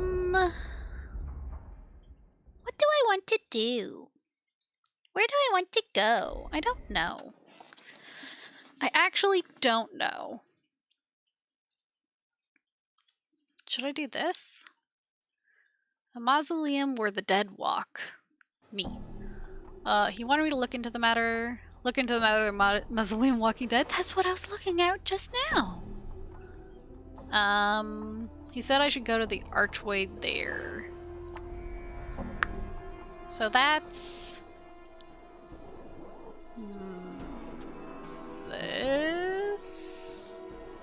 This one? No. It was the other one, but it's okay. I was right next to it. I was right next to it! Please. Please, I'm so bad with directions. Don't make me choose directions like this. The mausoleum. I'm gone. I'm gone. Oh yeah, I can turn the quick loot off. In we go! No, no! Oh, a guardian spirit. Hello! The spectral figure materializes from the gloom of the passageway ahead and quickly moves to block your path. It floats before you, its once human features twisted in a mask of rage. Defilers, leave this place at once. Hello. Leave now. Its booming voice echoes down the halls. This place is forbidden to the living. Leave while you still can. Am I living, though? I mean, have you seen me? I have some questions first. Seek your answers elsewhere. This place is a sanctuary for the dead. I shall not permit their slumber to be disturbed by the intrusion of yet another insolent mortal. Another? Has someone else been here? If you must know, yes, there's another intruder who, even now, continues to violate the sanctity of these hallowed halls. The anger in the spirit's voice fades. He seems somewhat saddened by the admission. The souls of my brothers and sisters cry out for peace. I see. Who is this other intruder? He is an evil coward who wields great power over the dead. He seeks something within these halls. What it might be or what his purpose is in seeking it, I cannot say. Why don't you drive him away? I cannot. The coward has sealed himself within the inner chamber of the mausoleum. He has erected powerful wards that bar my entrance into the chamber. It is from there that he calls upon his dark arts to awaken my brethren and bends them to his evil will. Perhaps I may be of assistance to you. The spirit remains silent for several long moments. You can almost feel the weight of his lifeless gaze upon you. Yes, you might prevail where I have failed. If you will pledge to rid me of this blackguard, I shall grant you passage. What say you? I guess I'll do it now, I'm afraid, my though. Journal. A blackguard? So be it. The spirit slowly begins to fade, until only the echoing of its disembodied voice remains. But take heed, tread lightly in these halls, lest you join the others in eternal rest. It's Dorn! Darn! Wait, it's not time for me to romance you yet! Friday! Friday! Oh yeah, by the way, for anyone who's listening here and isn't on my Discord, I'm starting up another Baldur's Gate run. Evil this time. Redemption arc.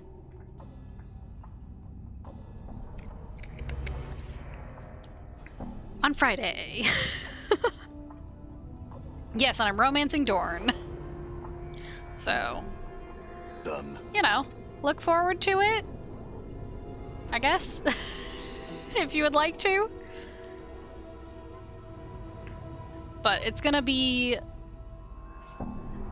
a different sort of playthrough, because I'm gonna try to actually do all the quests, since last time I missed a lot. Oh, a skeleton warrior. Skeletons, hello. Oh, they can get over this thing. Oh no. Oh. I just sliced them, and that was it. Okay. Cool, cool. Oh, that's me. The Karak sings true. Oh, the Karak seems die. true. Cool. You guys drop anything? No? Useless. Gonna defile some graves here. Sorry, spirit guy. You didn't realize that I'm an adventurer, which means I take gold. These look like, acrylic nails. Ow. I'm here.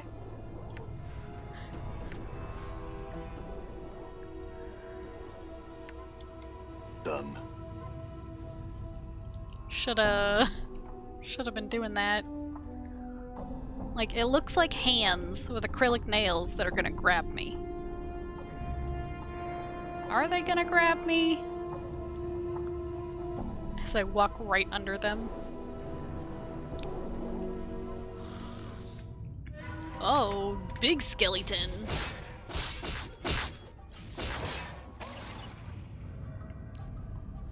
Cool, cool. Did you drop anything? No? They're COVID needles. Oh god. Please, I already did my dues. I paid my dues. At least for like 6 months or so. Because apparently we're gonna have to get a 6-month like what do you call it? I want to call it a touch-up, but you know what I mean. Not a touch-up.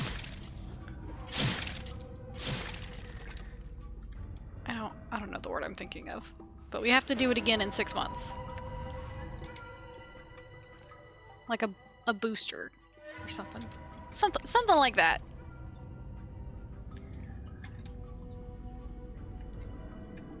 But I'm not looking forward to that.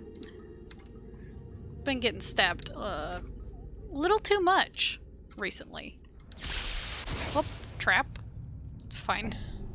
When the trap does 2 damage, it's not that bad.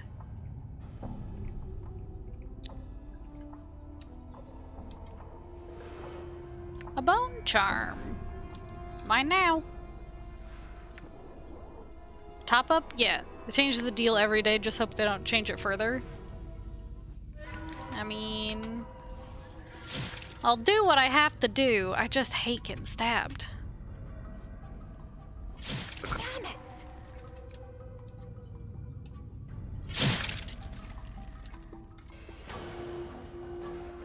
And also, you know, leaving my house to go get stabbed.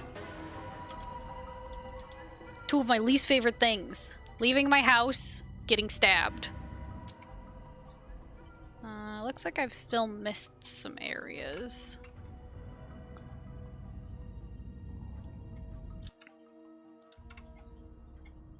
Burning Man. That was a Darth Vader paraquote.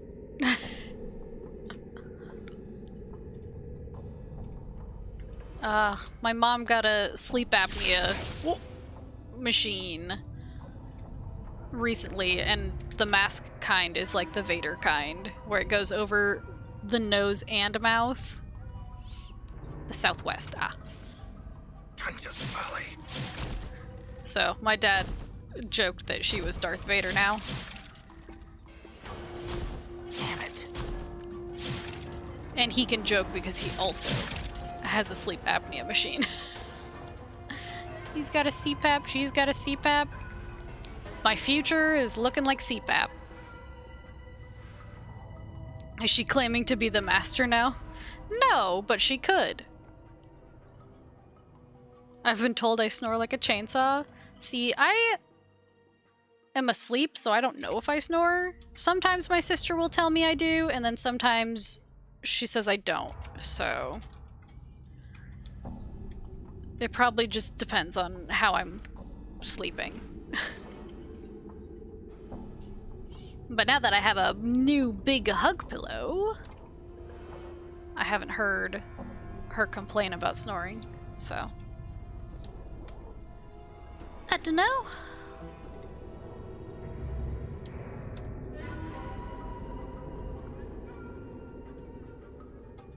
But no Garrett's body pillow yet, because it was a pre-order. So right now it's just silky. My wife has this inhaler for her asthma, and I always say some stupid Vader quote when she uses it.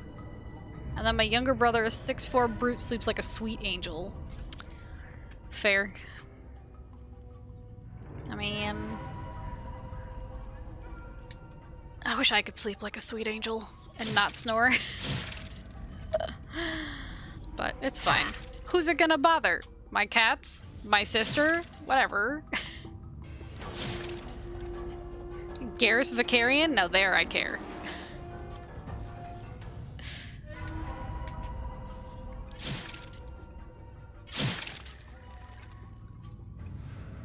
Man, I wish skeletons would drop something.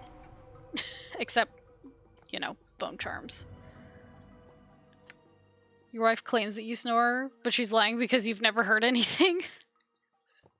I haven't heard it! I mean, that's always my excuse. I don't hear it, so I don't know. Oh yeah, this was the biggie heal. That was the big good. The good big.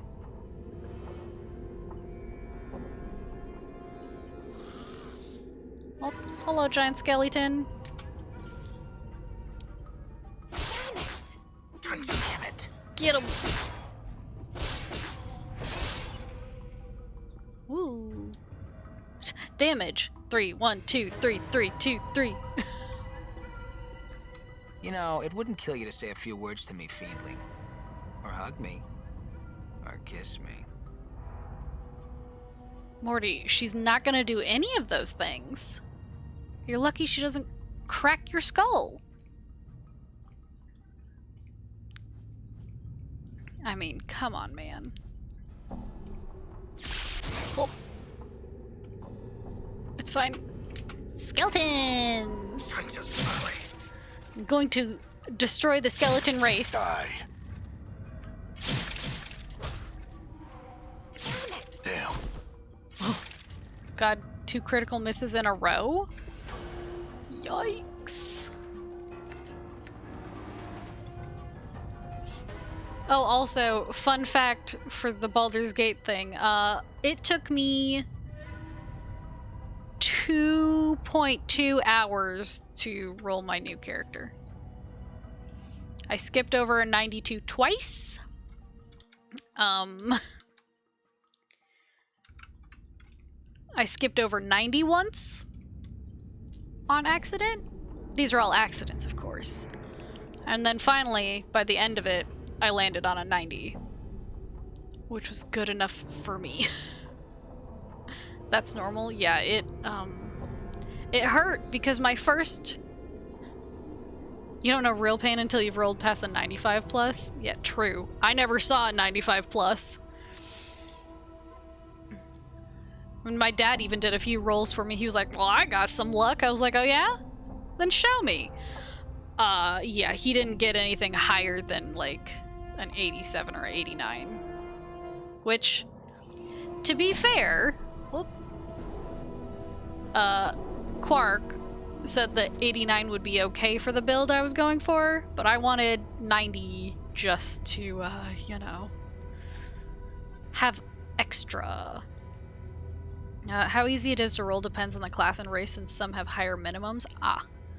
Yeah, I was doing my dwarven fighter cleric lady who has a charisma of 2. So look forward to that. Anyway, easiest to roll is probably Elf Ranger. They gave everyone a fixed number in the later games. A high roll gives you such an advantage. That's true. That's why I just kept rolling. It's like, maybe I'll get a really good one. Because I got 94 last time. And that only took me, like, what? 5 minutes, maybe? 2 minutes? Not a lot. You see a mid-sized man in long robes of deep black. His hair is neatly coiffed, and an impeccably trimmed goatee complements his handsome features. Noticing your arrival, he puts down the book he was writing in and strides confidently over to you, smiling. Impressive. I must admit, I never thought you would make it this far. I should have. Impressive. Most impressive. But you are not a Jedi yet. Your record is 96. God, yeah, 94 was my best that I've ever gotten. The highest one you've actually kept is 98 on an Elf Archer, but you rolled past a 100. I know, Valet, when you put that on the Discord, I felt that. That's pain. I've never even seen 100. I'm glad to have disappointed you. Are you the one responsible for all the Walking Dead? Who I am is of no consequence to you. What I want is the question that should concern you most. As he speaks, he looks you up and down as if somehow fascinated by you. 100 plus is like literally lottery winning rare. Ugh. Is it Baldur's Gate 2 where you can save one? In EE, I believe you can save no matter, because I could save. Or at least you can save one and keep rolling. I think if you leave, it leaves. Because I grabbed the 90 immediately just in case I accidentally slipped. Let's see. Cool, what do you want? He takes a step back and cocks an eyebrow. I want your blood. Excuse me, sir, are you a vampire? Is that some kind of threat? The man starts to answer, but stops himself abruptly. An evil smile spreads across his face, and he begins to laugh. Yes, I suppose it is. He continues to laugh even harder at his own private joke. You notice that his hands have begun to move at his side. Slowly, they flit back and forth, tracing intricate patterns in the air. Oh, you wanna fight me, man? Well, I don't want to fight you, so... shoot. Morty taunt him. What? Ooh, skull mob. Swear at him. Poxy bastard. It didn't work. He's all buffed up. Save? I think I saved before I came in here. Try again. Yeah, I saved before I came in. All right. Ooh, there we go. Hey. Hey. Sorry, goodbye. No, whatever. What do you want? Is that a threat? What's up? No, I meant he saved against the ability. Oh. Oh. She has the personality of a patch of razor vine, yeah? He did it again. Poxy bastard. Listen to my swears. Even 50 swigs of brandy wouldn't make you look good. Oh god, he cast horror. Now that is truly horrifying. God. You father of trolls. You father of trolls. You poxy bastard.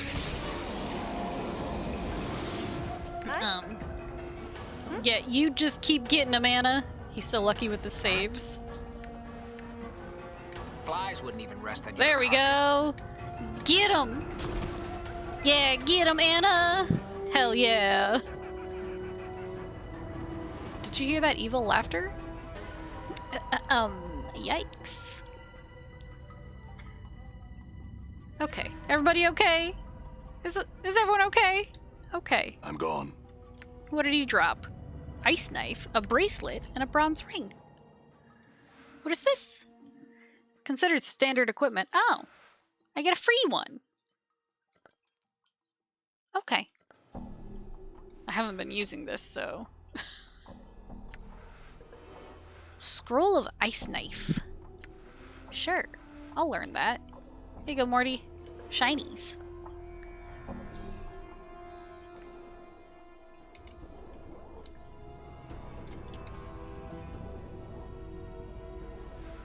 A skull.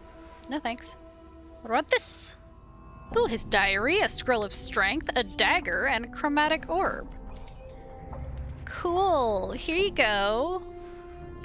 Just for you. Strength. Sure.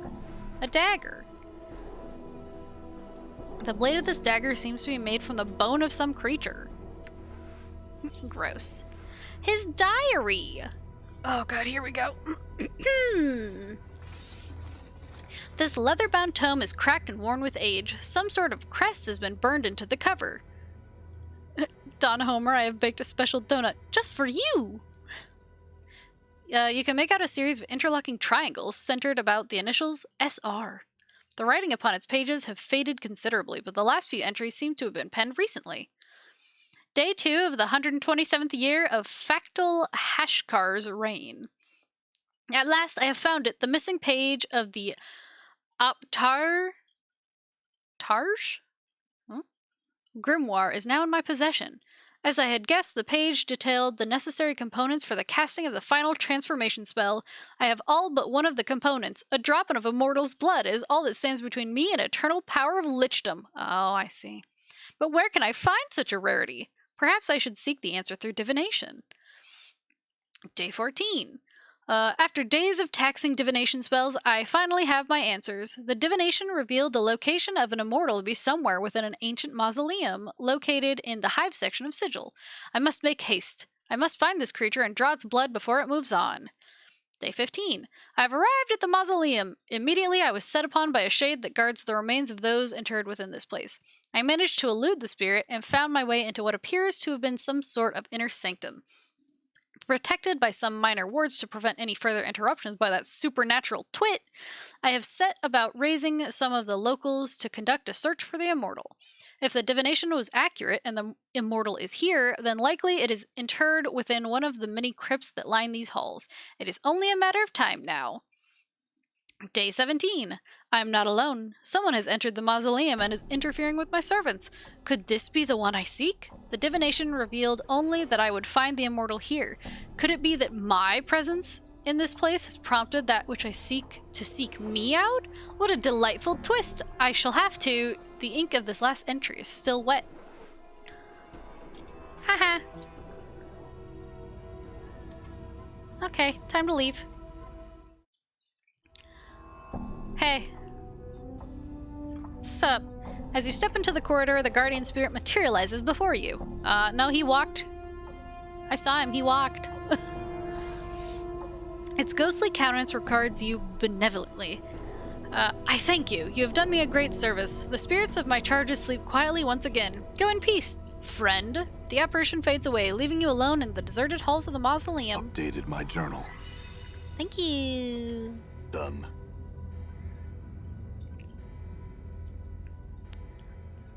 Thank you. Don't mind that I stole stuff.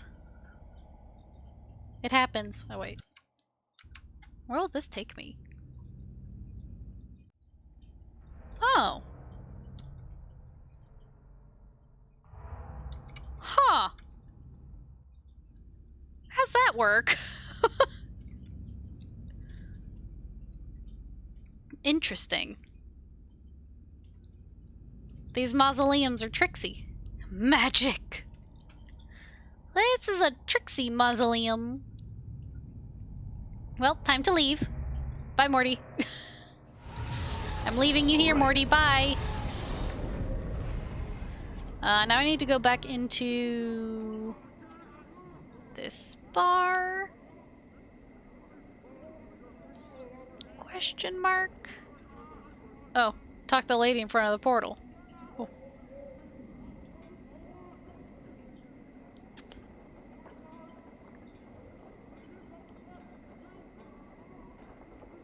Hey. You see Ingress. She is huddled inside her cloak of dirty rags, her teeth chattering. She's glancing furtively about her as if expecting to be attacked at any moment. Hey. Eh? You! She squints at you. What is it you want me now? You want me to leave? Not leaving this city, so I'm not. I can't. Try it. It's not a city. It's a prison. They're everywhere. How'd you get here? If we can help her, we get her teeth from Morty. Oh. From... Yeah. Why can't you go back? I've already asked her of this stuff. Can't go anywhere. What do you mean? How long have you been afraid of this? 30 years?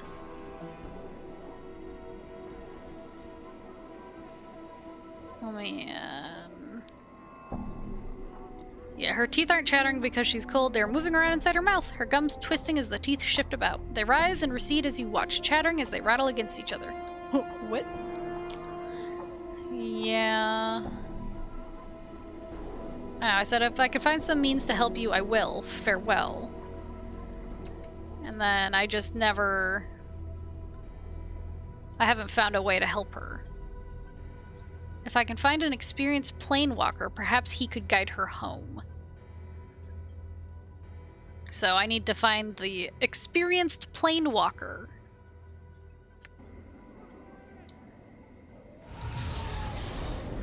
There's a guy in the smoldering corpse bar. Ah.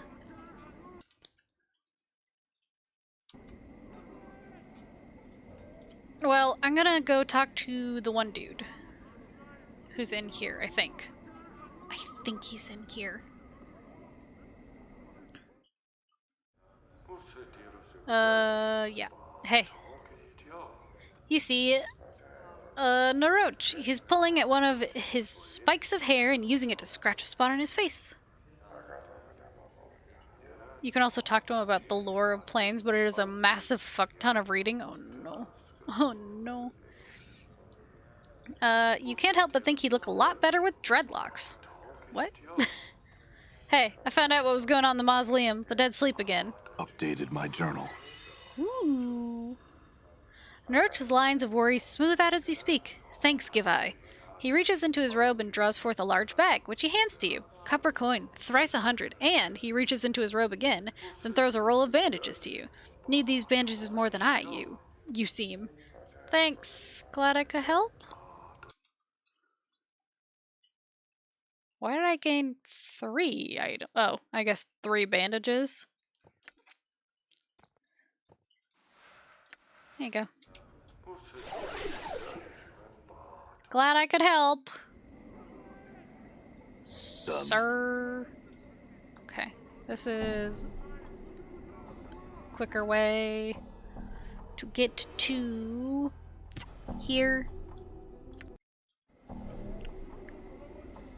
To get to here.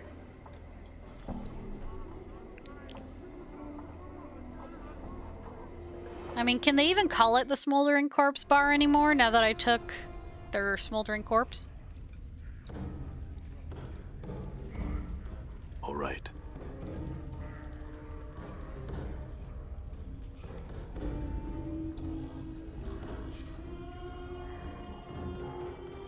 I'm assuming it's someone over here? Kendra, that's who I was looking at. This man's who looks kind of invisible.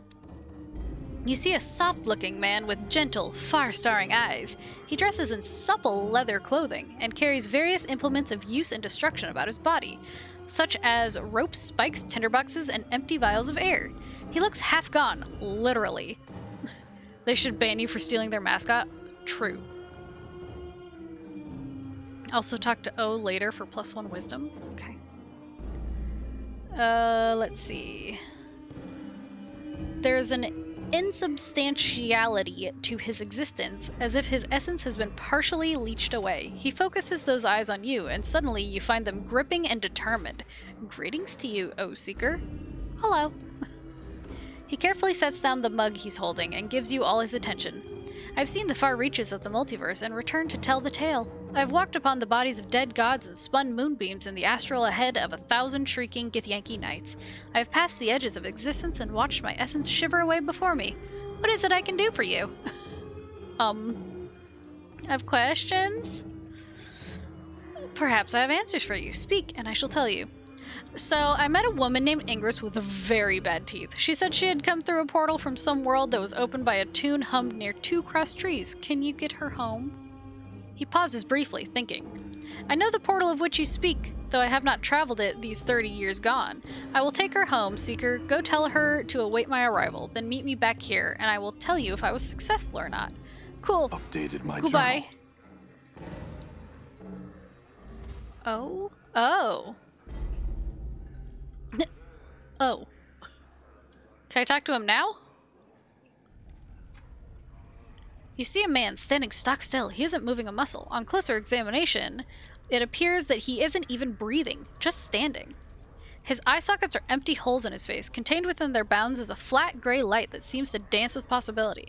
Looking into the sockets, the eerie, empty feeling of a limitless void shivers through you, as if you had gazed into a sliver of eternity. The head slowly swivels towards you. You notice that no muscles appear to move under his skin as he turns, and he speaks in a pure, bell-like tone. Well met, Wanderer. You have forgotten again, haven't you? Do you know me, stranger? Just ask him about the divine alphabet and stuff. As he opens his mouth, you get the feeling of eternity again. Inside his mouth, you see no tongue, no teeth. It's almost as if this man were a shell surrounding the illimitable expanse. I have spoken with you before, and always you forget. Your endless quest to discover yourself ends always in your amnesia. You draw close to the truth and recoil. Let us hope that you have the strength to endure your existence. Oh, what do you know of me? How do you know this? I know that you, like a fly, rise up from the wreckage of your old shell, buzz about for a time, and curl up and die at the window of truth. You bumble about the pain, seeking the light without any plan to your actions, and fall exhausted when you fail. You alight on others to feed from them for a time, and move on with no regards to them. I've watched you come here and listen to your words, and watched you move away no wiser. Will you learn from your mistakes, Seeker? Who are you? I am O. For some reason, when he speaks his name, it sounds like he's speaking of much more than a single letter. As if the speaking of his name contained untold possibilities and nuances. No human tongue could ever create such a sound. What sort of name is that? It is my name. It is the name of a portion of eternity. I'm a letter in the divine alphabet. Understanding me leads to understanding existence. I am writ in the true names of half of everything. My being encompasses truth. I am mathematic, organic, metaphysic. So what does that mean? The divine alphabet is writ in the name of everything that exists, from the seed at the hearts of the elemental planes to the core of the great beyond.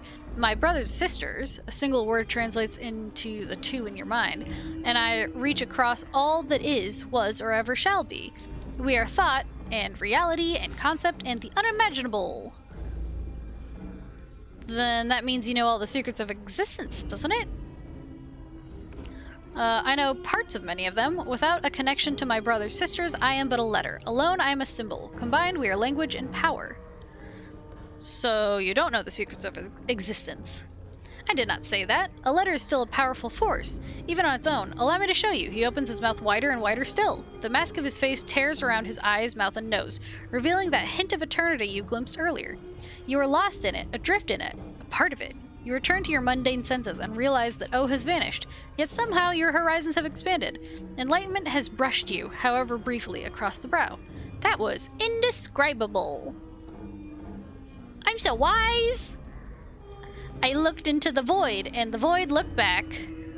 Also, this music. Okay, time to leave.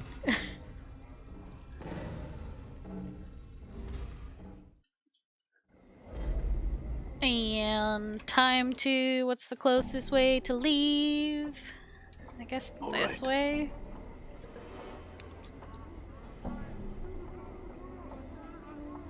Check out tattoos? Maybe?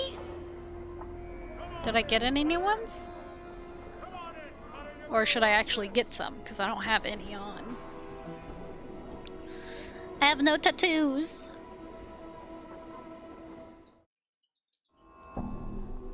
Hello, Phil. Can I see what tattoos you have? And some side quests. There's always new ones added as the story progresses, and some side quests also add them. Tattoo of the Art. Memorize one additional first level mage spell and second level mage spell. That's expansive. The Bone Singer? Invokes Hold Undead. This tattoo only has a limited number of uses before it vanishes. Oh. I see. Don't work the same way IRL though, although some people think so. I mean, some of them can be useful, like those people who put their like favorite Chinese food order, they just tattoo it on themselves. They're silly, but hey, it could be useful.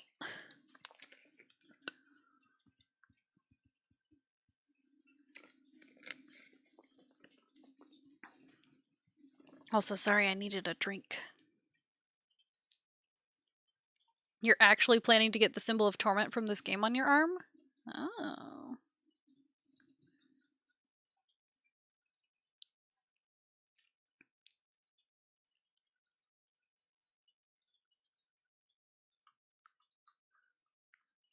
I mean, if anything, these tattoos could be cool to get. But, you know, as I don't like needles, it's not gonna happen. This tattoo symbolizes your efforts to win Trist's freedom. When worn, it protects the wearer from chains, paralyzation, or any other attacks that chain or hold an individual. Ooh, that's cool. Restless Dead. This tattoo recognizes your efforts to calm the restless dead of the mausoleum. You may draw upon their gratitude to bless yourself or your companions. Oh, bless. Grossik's Demise. Anna and Dakon can also wear tattoos. Oh. This tattoo tells of your efforts to aid Sebastian by slaying Grossik the Abishai. But for yourself, I would get the tattoo of the art. So the most expansive one.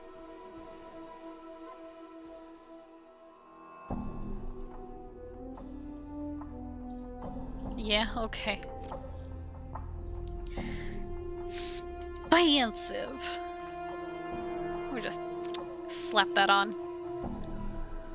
That's how you tattoo yourself, right? You just, slap it on?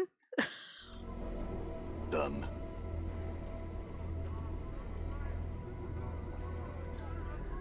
Okay.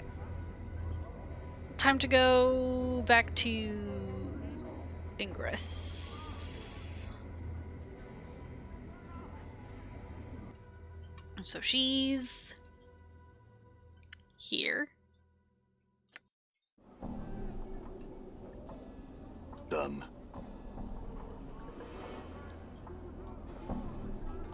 Hello? Hey. Hello. Eh? You? What is it you want now? Hey, I found someone who can take you back to your home plane. Ingress falls silent. I want to go. Want to leave this place. His name is Kandrian. He should be along shortly to help you. Trust him, alright? Ingress says nothing, merely nods quietly, her teeth chattering inside her mouth. I'll go back and meet Kandrian at the smoldering corpse bar and make sure everything turned out alright. Be strong, Ingress. Updated my journal. Okay. You know, you have fun with your chattering teeth All right. that are somehow going to be mine to give to Morty. Run. Done. Hey man, how'd it go? Kendron stands as you approach him. The Tooth Woman wanted you to have these, he says, holding out his hand. She wanted to express her thanks, even out the balance book, as it were, and be done with the damned things. In the palm of his hand are Ingress's dancing teeth, and he smoothly deposits them into your hand. Enjoy them, Seeker. Updated my journal. Thank you. Hey, Morty, do you want some teeth? Hey. Hey. Hey. Here you go.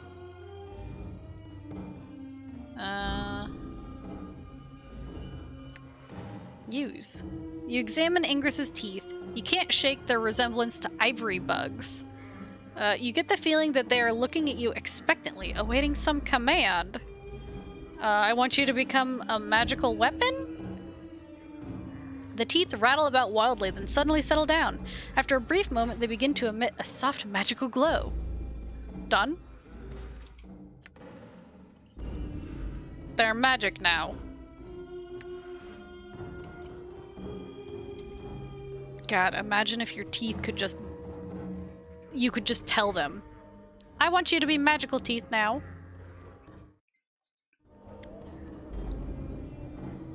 Death awaits you all with nasty big pointy teeth. All right. Now they're magical teeth. Okay, what's next? Yeah, did I ever do this? Find Nestor's fork. I mean, I would love to. I want to find the man's fork. Where is it?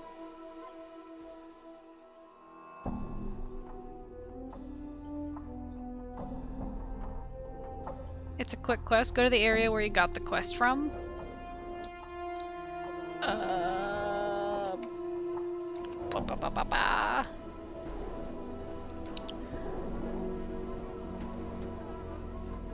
I mean, that sounds easy, doesn't it?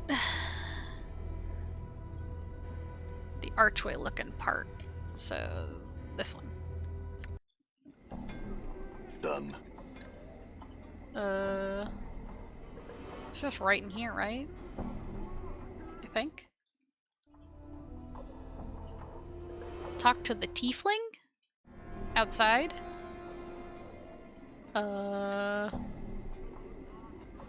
Hello? Tiefling? Cutter, come on, you don't want to sleep out here. It's cold. Come on inside. Tieflings? Top left?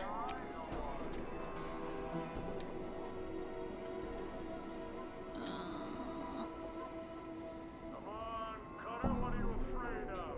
My girls will make you feel like a man. One Ear is his name. Oh, over here. Hello. You see a shady-looking fellow standing before you, picking his teeth with what appears to be a tiny metal fork. His chest is covered by patchwork armor adorned with large spikes, and a long knife hangs at his side. You notice he's missing his right ear. Hello. Updated my journal. He regards you coolly from the shadows, as if sizing you up. I said, hello. What's the matter? Your other ear not working? How to start a fight. Notice man has one ear missing. Ask him if it's not working. No, I have some questions for you. The one-eared tiefling scowls at you threateningly. Pike off, Burke, or I'll have your guts for garters. You wouldn't have happened to lost that ear while robbing an old man here in the hive, would ya? I don't know what you're talking about, Burke. He glares at you angrily. Now, I suggest you get your mangled carcass out of my sight before I carve your name into you. I mean... Look, why don't you come clean while you still have one good ear left? You sure do have a sharp tongue, Burke. I think I'll cut it out and feed it to you. He lunges at you, his knife leading the way. Defend yourself! Ow. What? Call him swears. You poxy bastard. Get him. Did you see that? Now give me the fork. Thank you. Oh, is that better than... Oh no, I have a high quality already. Okay, time to go talk to the old man. Hey, you! Hey, I found your fork. Run inside and get warm. We'll give you a nice bed. Hey. The old man stops his frantic pacing and glances at you nervously. Fork? Fork? Fork? Can't go home without my fork. Is this the fork? Nestor hastily snatches up the fork. My fork? My fork! Fork, fork, fork! Woohoo! He hops up and down excitedly, waving the fork back and forth in an elaborate pattern above his head as if he were performing some sort of ritual. Now I can go home. Farewell! Woohoo! See ya.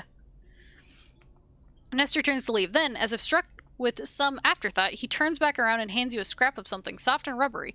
The severed ear. Upon closer examination, you notice that there's an earring still dangling from it.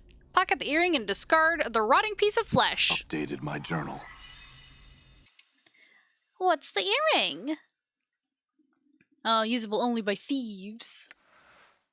And, chain teeth. Stealth? Oh, wait, she got 2 ears! Of course! She got 2 ears. She can wear 2 pairs of earrings. Heck, oh, there he went. He I'm gone. He left. I guess he really couldn't leave without his fork. Done. Okay. I could try to find Aelwyn. You can now rest there for free if you want. Oh. Cool.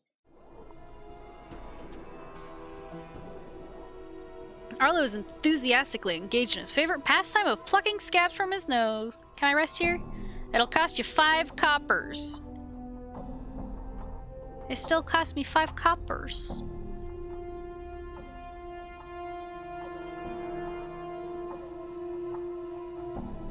Oh, you never talked to him? I did.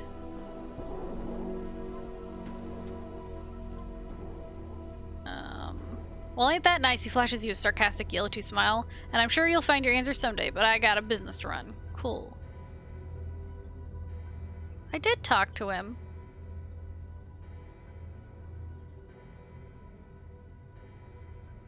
Oh well. Oh well.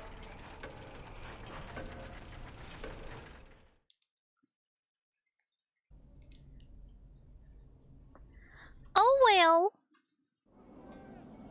I'm gone. Let's see. Yeah, hopefully she's just somewhere else in the clerk's area. The clerk's ward. I'm gone. Jesus, lady, you're booba. I can't focus. Get away from me. Distracted by booba.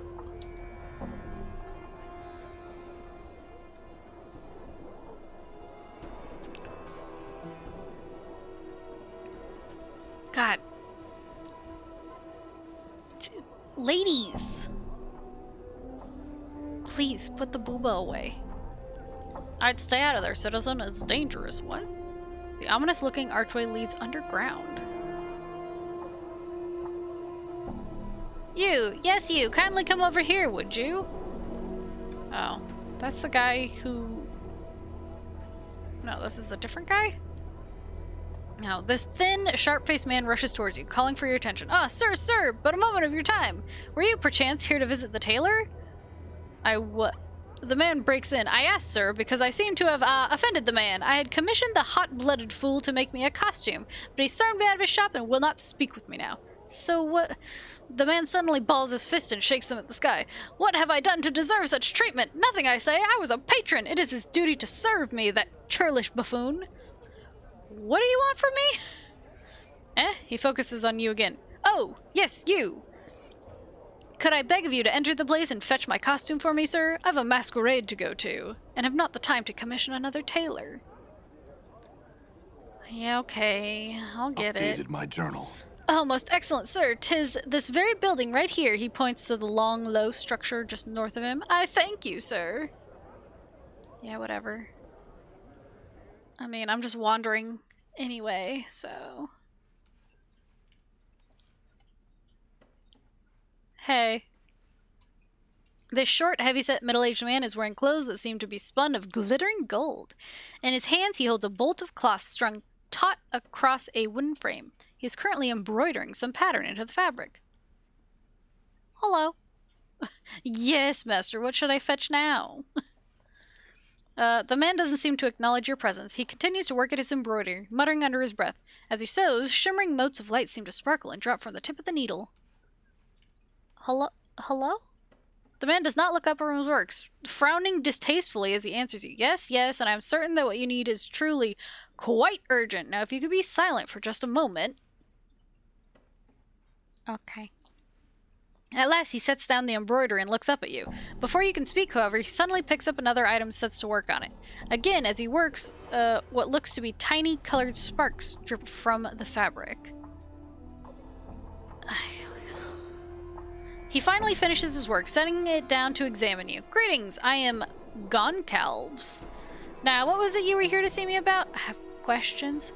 I hope 'tis about my garments and the like. I shan't answer anything not concerning myself or the store, you know.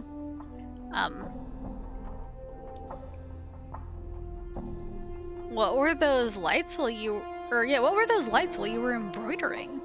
That? Nothing, sir, but a bit of the art, which I at times weave into fabric when the fancy strikes me. Those items which I lavish enchantments upon are my most special creations and are rarely sold. Ooh, what sort of magical clothes do you have? Conclaves looks you over, frowning. Nothing that would fit you, that is for certain. Oh. You can buy sexy outfits for Anna and another companion here, but not me? I'd like to see what you've to offer just the same. Oh. Oh. Usable only by Anna. Usable only by Anna.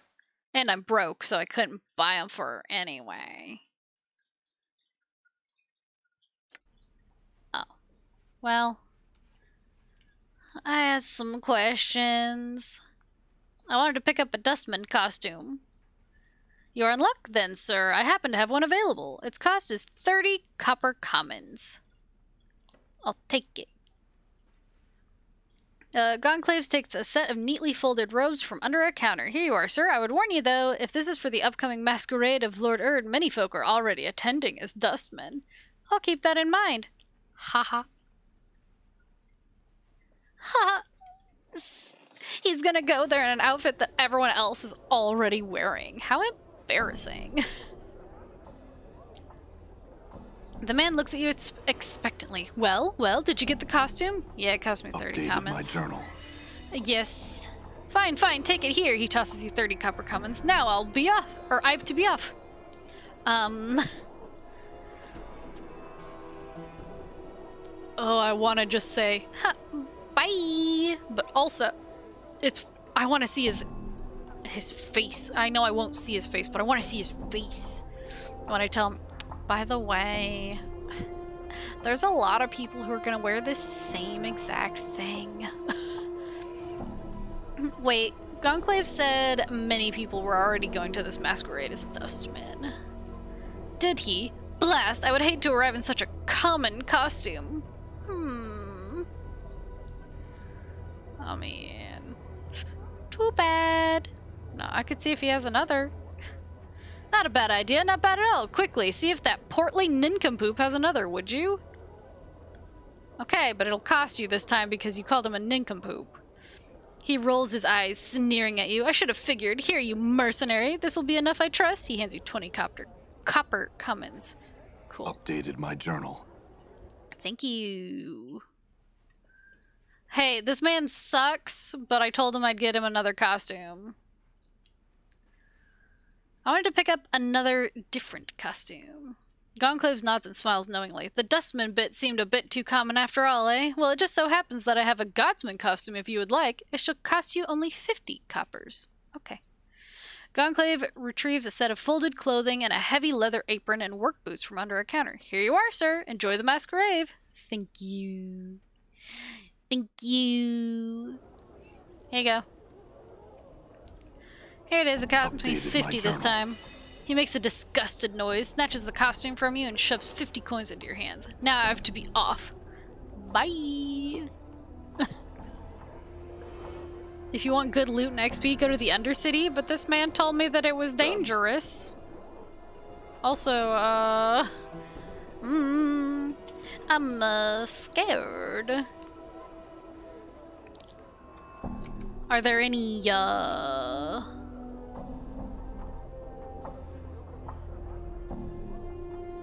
Oh, hello? Are there any, drow down there? Who cares if it's dangerous? Me! Sarava Buell. The smell of alcohol wafts heavily from this young woman, and despite her dark skin... Okay, she looks super pale, but whatever. You can see that her face, beautiful but cruel looking, is flushed. She's slender but well-muscled, adorned in exotic jewelry and translucent silk clothing. No drow, just huge worms? Oh, gross. Numerous scars crisscross her thighs and forearms. They look to be from battle wounds. Hello. Well, what have we here? A little tiefling gutter queen come crawling out of the hive? The woman pouts, talking as one would to a small child. Are you lost, little tiefling? Oh, look, it has a tail. How cute. Anna flushes, and with a snarl, blades sprout from her fists. Now, fiendkin, don't do that. The woman seems unconcerned as Anna draws her weapons and clucks disapprovingly with her tongue. Careful now, or I'll remove that tail of yours and feed it to my dogs.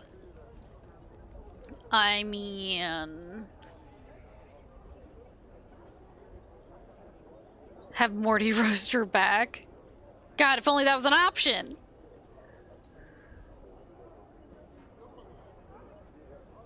I want to let Anna handle it on her own. But also she might cause trouble. Nah, she's a big girl. She can handle this. You have a sharp tongue on you, wee lass. Anna spits and sharpens her blades against each other. I wonder how sweet your tacky jewels and harlot's clothes will look on you when you're dead in the street. No, wait! You filthy spawn of the lower planes, a bitch bastard that not even a Tanari would keep in its pen. She draws her blade. Oh my god.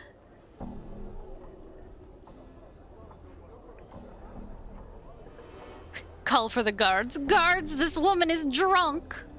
No, if I call for the guards, they're gonna get Anna. I know it. One, you think? Sheath that blade, girl, or I'll sheath it in your body. What foul thing gave birth to you, Sarah? She grimaces in disgust, then laughs harshly. And such a stench. Be you one of death's bastards? You notice a curved long knife hanging at her hip. Her hand rests loosely upon its pommel. Want me to slap this barmy chit down, Chief? Show no mercy, Morty. Show no mercy. Morty winks at you and calls to the woman.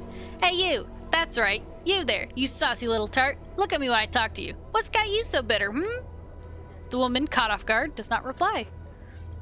Aw, does the little desert princess have her britches in a bunch because the sultan wanted another son? Tell me, desert princess, do you spend most of your nights drunken and belligerent, followed about by a handful of leering sycophants looking in your own pathetic way to justify your existence to a disapproving father?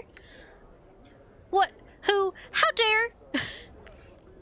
Do you really think your pretty brawling will finally make you feel better about yourself? Feel like you're worth something? Because it won't. If this is your sad little path to feeling better about who you are, I suggest you just give up, go home, and marry off into some courtier's harem.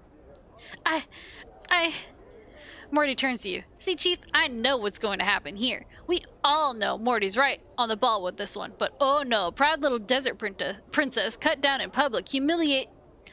The woman draws her blade and, snarling like an enraged animal, lunges at Morty.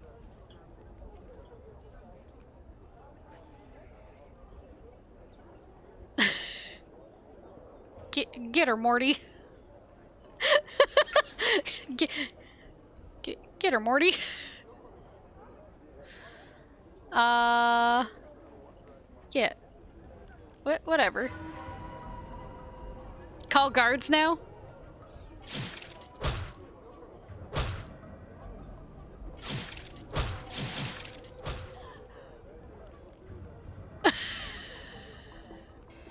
Don't kill her. Whoopsie. Oh man, I saved pretty far back, huh? Well. Done. Oh well. That's unfortunate. Do I have any other saves?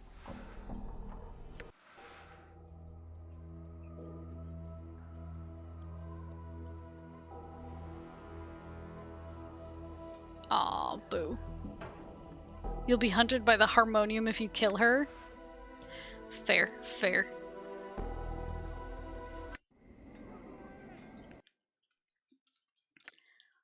Fair. Done. Okay, let's do this guy's thing again. Wah, ya. Wah. Updated my journal. Wah. God. I mean, really, though. Hello? Hello? Wait. Wait. Yeah. Yeah. Cool. All right.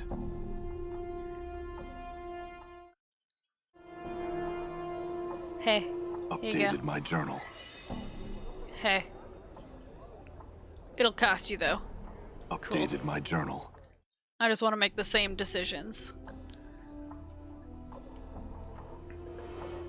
Hey. Yep. Thank you. Do. Here you go. Updated my journal. Goodbye. Done. Okay. Let's save there now. Hello, drunkard? Hey. Cool. Cool. This. Wait. This. Show no mercy, Morty. Yeah. How dare. Call for the guards. Excuse me, guards! She gasps in shock. You fool! Are you mad? The guards would never take your word over mine. You're obviously drunk, and those scars of yours mark you as the fighting sort. You probably have a reputation for this sort of thing already. I think they just might. She stares hard at you, grinding her teeth. Let us drop the whole matter then, and be on our separate ways. Yeah, you've already wasted enough of my time. Goodbye. Ooh, there we go. Salabesh the Onyx. Sense it, sense it.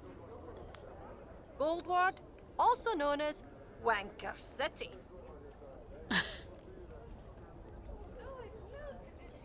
Wanker City.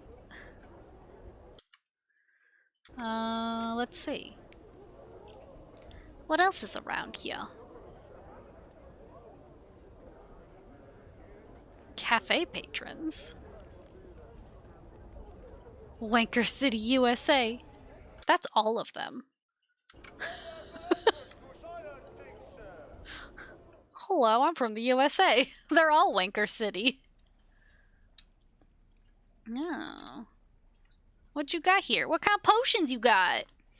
You see a wall-eyed fellow whose skin seems to writhe and ripple across his entire body. He's smacking his chapped lips with a blotched tongue. As you watch, his right eye moves independently of the left, focusing on you. A second later, the left one flicks to look your way, then reverts to its original position. The right eye blinks. A strange gurgling comes from his throat. Hello? The man gives a lopsided grin and points at himself with his right thumb. Pestle, I'm called, the alchemist. He points at himself again, this time with his left index finger. The name's Kiln. Herc, need you something? Oh, what? Yeah, what are you selling? His left hand darts out and jabs the surface of the counter, the hair of his forearm writhing and twisting about as he does so. There's a series of scrawls written on it. A list of prices written next to a number of items. You notice that a number of healing concoctions and charms seem to be available. Index finger. Sure, I'd like to purchase something. I'd like to see what you have.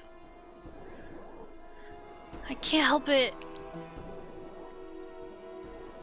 Oh, does he not buy anything?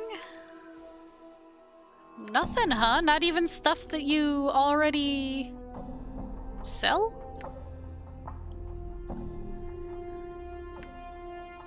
I mean...